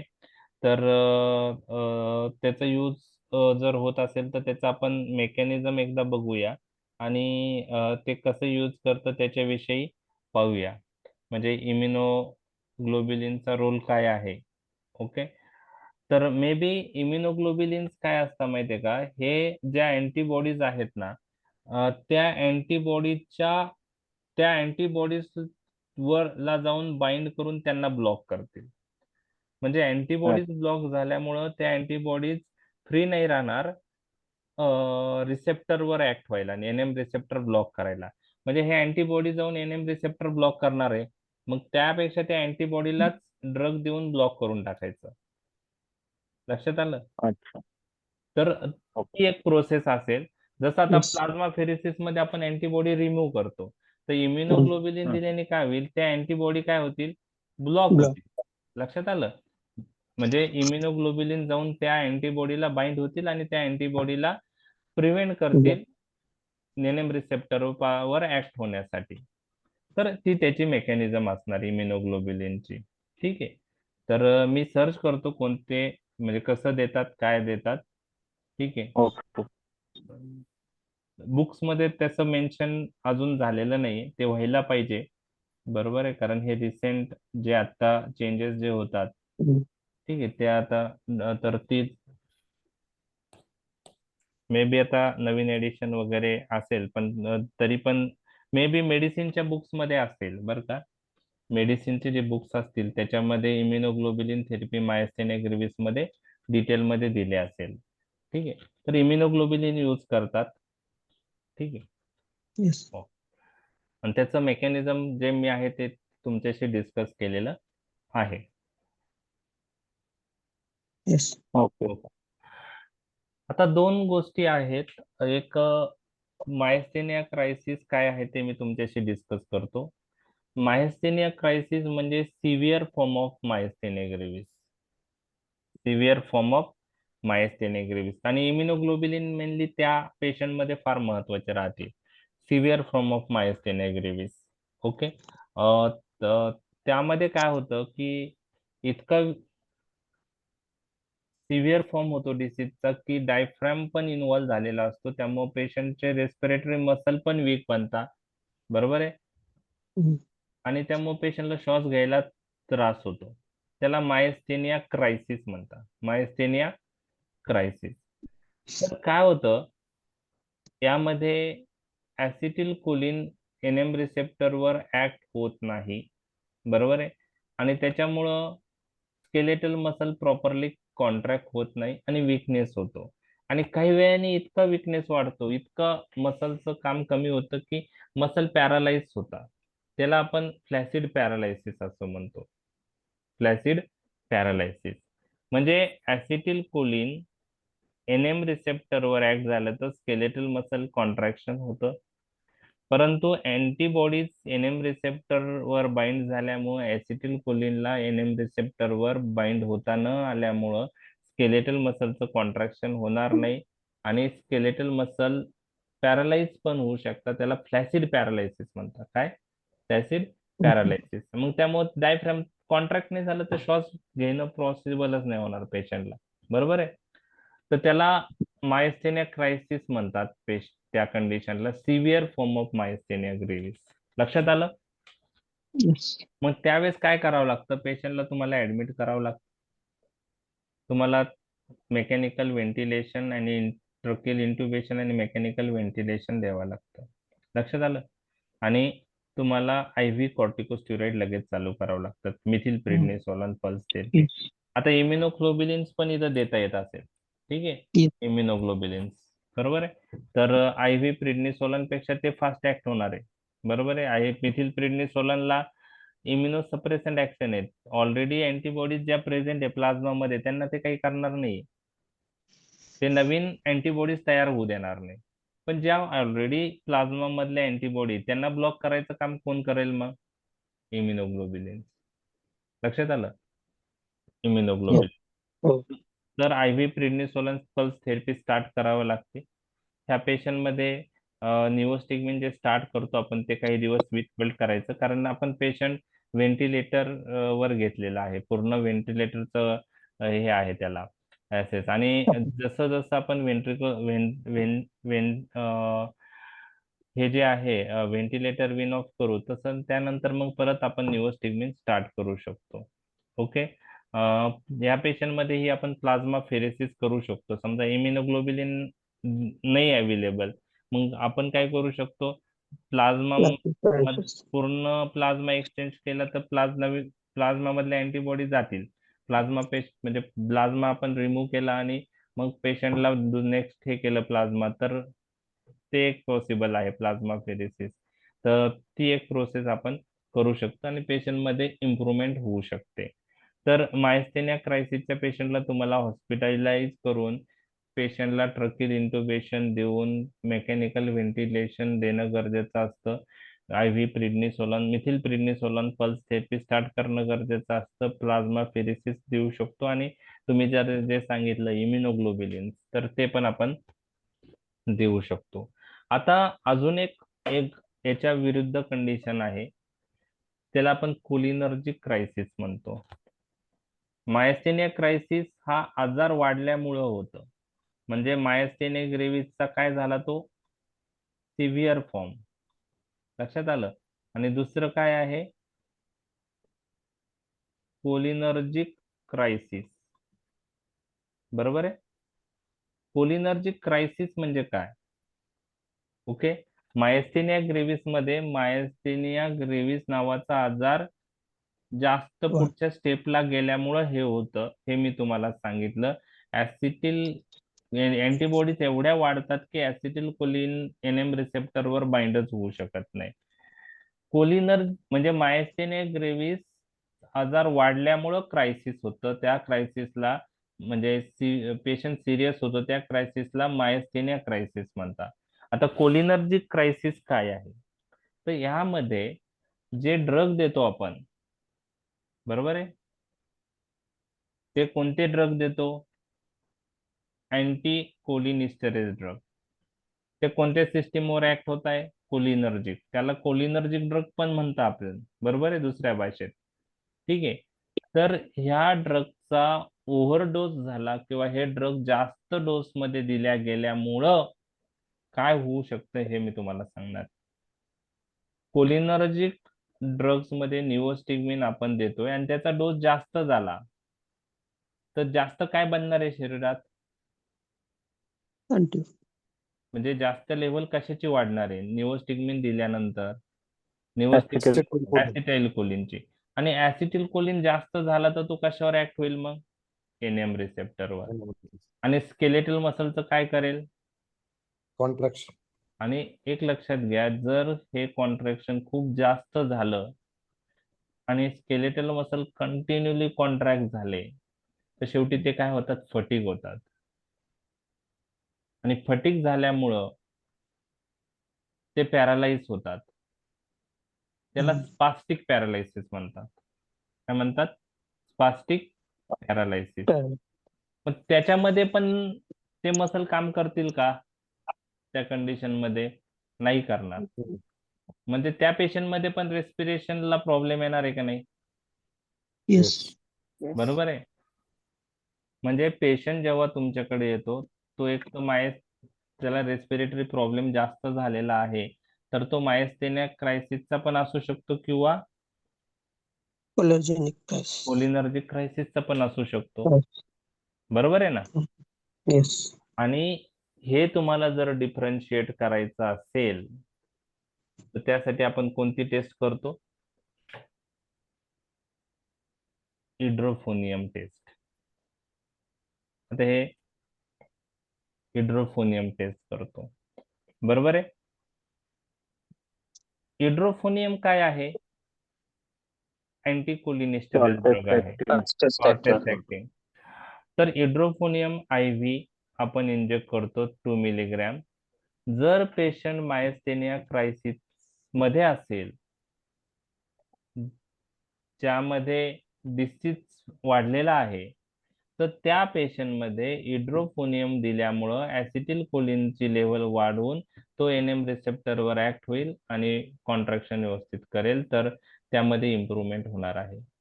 मायस्थेनिया क्रायसिसचा जर पेशंट असेल तर हिड्रोफोनियम लाईक निओस्टिग्मिनच आहे, फक्त शॉर्टेस्ट ऍक्टिंग आहे, बरोबर आहे. तर हिड्रोफोनियम दिल्याने काय होईल? मायस्थेनिया क्रायसिसच्या पेशंट मध्ये काय होईल? इम्प्रुव्हमेंट होईल. इम्प्रूव्ह. पण तो जर पेशंट कोलिनर्जिक क्रायसिसचा असेल तर त्यामध्ये Worsen. हिड्रोफेनियम देऊन इम्प्रुव्हमेंट होणार नाही, रॅदर पेशंटची कंडिशन अजून वर्सन होऊ शकते, कारण इथं निओस्टिग्मिन जास्त झाल्यामुळे ती कंडिशन डेव्हलप झाली. त्यात आपण त्याच ग्रुपचा ड्रग देतोय हिड्रोफोनियम. म्हणजे थोडक्यात काय, हिड्रोफोनियम दिल्यावर पेशंट मध्ये इम्प्रुव्हमेंट झाली तर तो कोणती क्रायसिस आहे? मायस्थेनिया ग्रेव्हिस. Myasthenia. आणि हिड्रोफोनियम दिल्यावर इम्प्रुव्हमेंट नाही झाली किंवा पेशंटची कंडिशन वर्स झाली तर ती कोणती क्रायसिस आहे? कोलिनर्जिक. तर त्यासाठी हिड्रोफोनियम टेस्ट करतो. तो शॉर्टेस्ट ऍक्टिंग अँटीकोलिनिस्टरेज ड्रग आहे. 10 मिनिटात त्याची ऍक्शन टर्मिनेट होते. तर हे एमसीक्यू साठी तुम्हाला विचारतात. आता क्लिनिकल प्रॅक्टिस मध्ये ही टेस्ट करता किंवा नाही त्याविषयी मला माहित नाही. आता ओके, तर यामध्ये डिसीज मध्ये इम्प्रुव्हमेंट हिड्रोफोनियम दिल्यानंतर होऊ शकते, तर त्याला आपण एमिलेरेटिव्ह टेस्ट असं म्हणतो. आता ही प्रोव्होकेटिव्ह टेस्ट जी आहे ना, ती डिसीज मध्ये दिल्यानंतर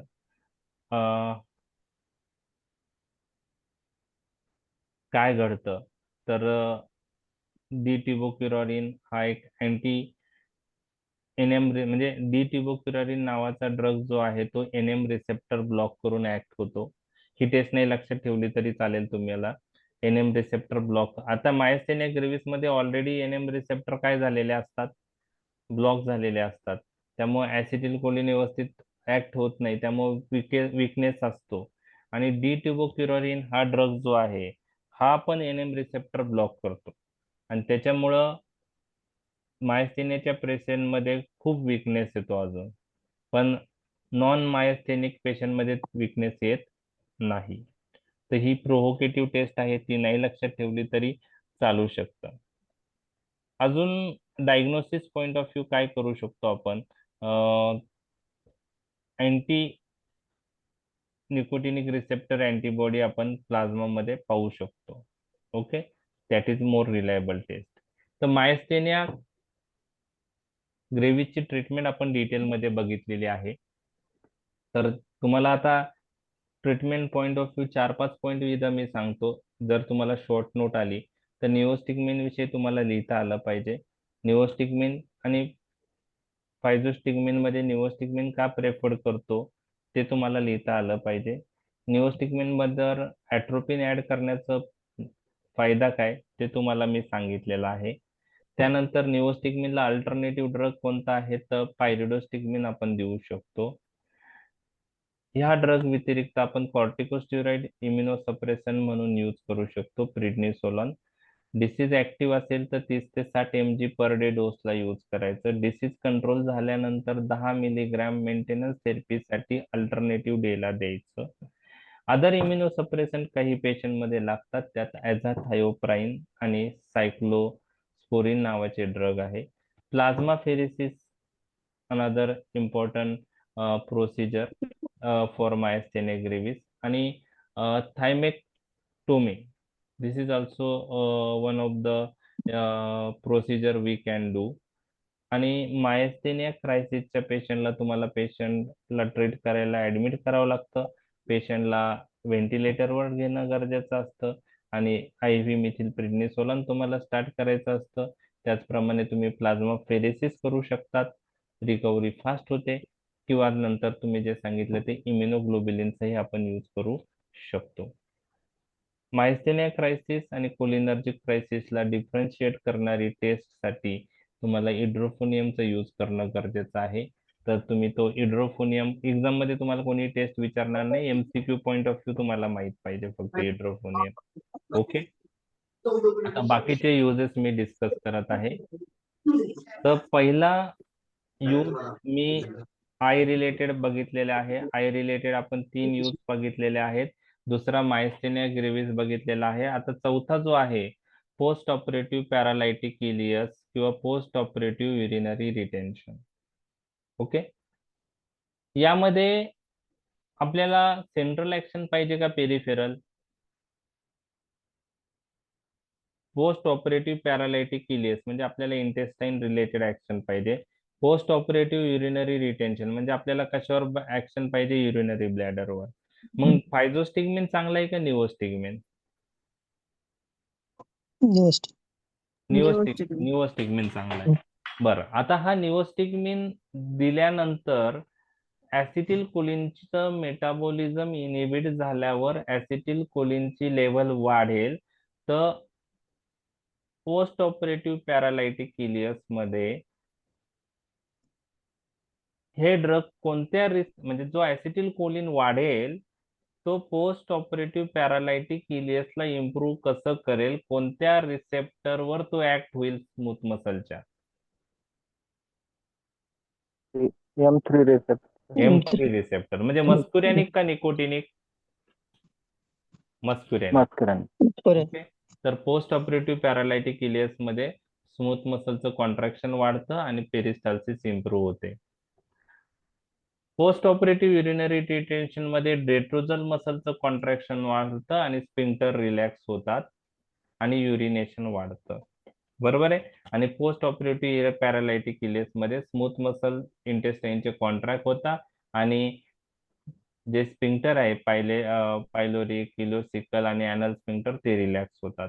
तर यामध्ये निओस्टिग्मिन दिल्याने ऍसिटिल कोलिनची लेवल वाढते. तो ऍसिटिल कोलिन मस्क्युरेनिक रिसेप्टरवर ऍक्ट होतो आणि ऍक्शन घडते. मी तुम्हाला मायस्थेनिया ग्रेव्हिस मध्ये निओस्टिग्मिन बरोबर आपण ऍट्रोपिन देतो असं म्हणलं होतं, बरोबर? लक्षात आलं? येस. इथं आपण ऍट्रोपिन ऍड केलं तर चालेल का? नाही, ऑलरेडी मस्कुलिन. नाही चालणार, कारण इथं आपल्याला जो ऍसिटिल कोलिन वाढतो आहे त्याची ऍक्शन कोणत्या रिसेप्टरवर पाहिजे? जो ऍसिटिल कोलिन वाढतो आहे ह्या कंडिशन मध्ये आपण निओस्टिग्मिन दिल्यावर ऍसिटिल कोलिन वाढला, तो कशावर ऍक्ट होणार आहे? मस्क्युरेनिक रिसेप्टर. मग इथं निओस्टिग्मिन बरोबर ऍट्रोपिन ऍड करणार का आपण? नाही. नाही. ज्यावेळेस आपल्याला निओस्टिग्मिन यूज केल्यानंतर ऍसिटिल कोलिनची लेवल वाढते आणि तो ऍसिटिल कोलिन आपल्याला निकोटिनिक रिसेप्टरवर लागत असेल त्या कंडिशनला आपण ऍट्रोपिन ऍड करू शकतो. पण ज्यावेळेस निओस्टिग्मिन देऊन ऍसिटिल कोलिनची लेवल वाढते, तो ऍसिटिल कोलिनची ऍक्शन आपल्याला मस्क्युरेनिक रिसेप्टर पाहिजे असेल त्यावेळेस आपण ऍट्रोपिन ऍड करणार नाही. लक्षात आलं तुमच्या? ओके. Yes. आता नेक्स्ट यूज आहे पोस्ट ऑपरेटिव्ह डिक्युरारायझेशन. तुम्हाला स्केलेटल मसल रिलॅक्सन जे ड्रग आहेत ते सर्जरी पॉइंट ऑफ व्ह्यू महत्वाचे असतात.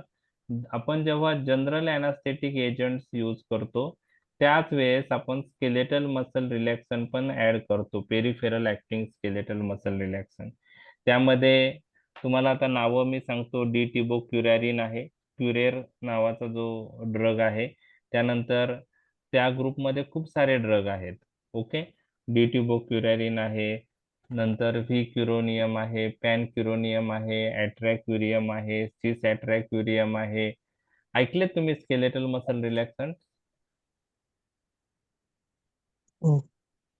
ओके. सक्सिनिल कोलिन वेगळ्या प्रकारचं स्केलेटल मसल रिलॅक्संट आहे. हे सक्सिनिल कोलिन हा डिपोलरायझिंग स्केलेटल मसल रिलॅक्संट आहे, तो आपण इथं डिस्कस नाही करत आहे.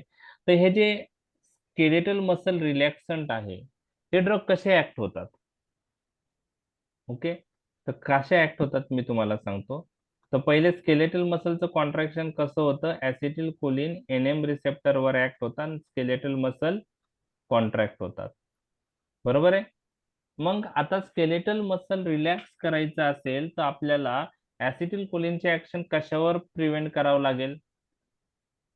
NM receptor. एनएम रिसेप्टरवर. मग आपण कोणते ड्रग देणार जे ड्रग एनएम रिसेप्टर काय करताय? ब्लॉक. त्या ड्रगला आपण न्यूरोमस्क्युलर ब्लॉकर्स म्हणतो. काय म्हणतो? Neuromuscular blockers. बरोबर आहे. त्यात पॅन क्युरोनियम, व्ही क्युरोनियम, ऍट्रॅक्युरियम, सिस ऍट्रॅक्युरियम, रो क्युरोनियम हे सगळे ड्रग येतात, आपण नंतर पाहणार आहे. तर ते ड्रग कधी देतात? ऑपरेशनच्या वेळेस अॅनेस्थेशिया दिल्यानंतर सर्जरी व्यवस्थित होण्यासाठी, स्केलेटल मसल रिलॅक्स करण्यासाठी आपण ते ड्रग पेशंटला देतो. बरोबर आहे. आणि ते रिव्हर्सिबल ड्रग आहेत कॉम्पिटिटिव्ह इनिबिशनने. काही वेळाने त्यांची ऍक्शन रिव्हर्स होते आणि ऍसिटिल कोलिन परत एनएम रिसेप्टरवर ऍक्ट होऊ शकतो. म्हणजे काही वेळाने ते ड्रग एनएम रिसेप्टरवरून बाजूला जातील आणि ऍसिटिल कोलिन त्याचं कार्य करेल. पण कधी कधी जर ह्या डोस ड्रग जे आपण स्केलेटल मसल रिलॅक्सन दिलेले आहेत, ओके, ते न्यूरोमस्क्युलर ब्लॉकर आहेत. ते ड्रग ऍसिटिल कोलिनशी कम्पीट करतात आणि एनएम रिसेप्टरला जाऊन बाइंड होतात. कधी कधी समजा त्यांची ऍक्शन ऑपरेशन नंतर तशीच राहिली, रिव्हर्स झाली नाही, बरोबर आहे. म्हणजे पेशंटच्या स्केलेटल मसल कॉन्ट्रॅक्ट होतील का व्यवस्थित? नाही. नाही, स्केलेटल मसल रिलॅक्स झालेत, पण डायफ्रॅम पण रिलॅक्स असेल, मग श्वास घ्यायला त्रास होऊ शकतो.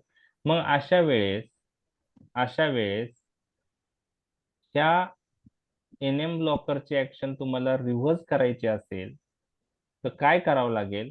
आता एनएम रिसेप्टर ब्लॉक आहेत, बरोबर आहे, त्या ड्रगने. मग तिथं तुम्हाला कशाची ऍक्शन पाहिजे? आता कॉन्ट्रॅक्शन पॉइंट ऑफ व्ह्यू ऍसिटिल कोलिनची. मग त्याला पॉवरफुल बनवावं लागेल. कसं बनवणार पॉवरफुल? त्याची लेवल वाढवून. आणि कशी वाढवणार लेवल? त्याचं Anticholinergic. मेटाबॉलिझम इनहिबिट करून. त्यासाठी काय देणार? अँटीकोलिनेस्टेरॉइड. मग तुम्ही निओस्टिग्मिन दिल्यावर काय होईल? ऍसिटिल कोलिनची लेवल वाढेल आणि तो काय करेल? एनएम रिसेप्टरवरच्या ड्रगला डिस्प्लेस करेल आणि स्वतः जाऊन तिथे अटॅच होईल आणि स्केलेटल मसल कॉन्ट्रॅक्ट करेल. म्हणजेच हे स्केलेटल मसल रिलॅक्स कोणत्या ग्रुपने झाले होते? हे न्यूरोमस्क्युलर ब्लॉकर. त्याला क्युरेर ड्रग म्हणतात. कोणते ड्रग? क्युरेर नावाचा ड्रग आहे पहिला जो होता, त्यामुळे त्याला क्युरेर म्हणायचे, क्युरेर. तर त्याला रिव्हर्स करायचं असेल तर त्याला डिक्युररायझेशन म्हणतात त्या ऍक्शनला. तर post operative decurarization point of view आपण निओस्टिग्मिन यूज करतो, बरोबर आहे. आणि निओस्टिग्मिन काय करतं? ह्या क्युरेर लाईक ड्रगची ऍक्शन काय करतं? रिव्हर्स करतं. स्केलेटल मसल परत कॉन्ट्रॅक्ट व्यवस्थित व्हायला लागतात. लक्षात आलं?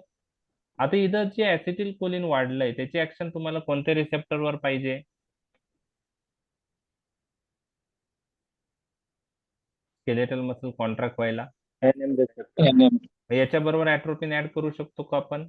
मस्क्युरेनिक साइड इफेक्ट Yes, कमी sir. करायला करू शकतो. ठीक आहे, Yes, yes. ओके. अजून एक यूज आहे, कोब्रा बाईट मध्ये याचा यूज आहे निओस्टिग्मिनचा, बरोबर आहे. तर कोब्रा वेनम जे आहे ते ह्या स्केलेटल मसल रिलॅक्सन सारखं ऍक्ट होतं. कोब्रा वेनम काय करतं? एनएम रिसेप्टरला जाऊन बाइंड होतं आणि स्केलेटल मसल काय करतं? रिलॅक्स करतं. मग याची ऍक्शन तुम्हाला रिव्हर्स करायची असेल तर यामध्ये तुम्ही निओस्टिग्मिन द्यायला पाहिजे. निओस्टिग्मिन दिल्याने ऍसिटिल कोलिनची लेवल वाढेल आणि ऍसिटिल कोलिन मग एनएम रिसेप्टरवर ऍक्ट होऊन स्केलेटल मसल कॉन्ट्रॅक्ट करणार आहे, बरोबर आहे. तर कोब्रा बाईट मध्ये स्पेसिफिक अँटीवेनमचं ट्रीटमेंट तुम्हाला द्यावाच लागते. प्लस कोब्रा वेनम हे स्केलेटल मसल रिलॅक्स करतात.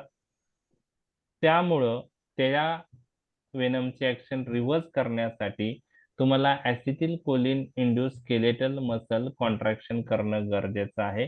त्यावेळेस तुम्हाला निओस्टिग्मिन देणं गरजेचं आहे. आणि इथं तुम्हाला परत ऍक्शन कशावर लागते ऍसिटिल कोलिनची? एनएम रिसेप्टरवर.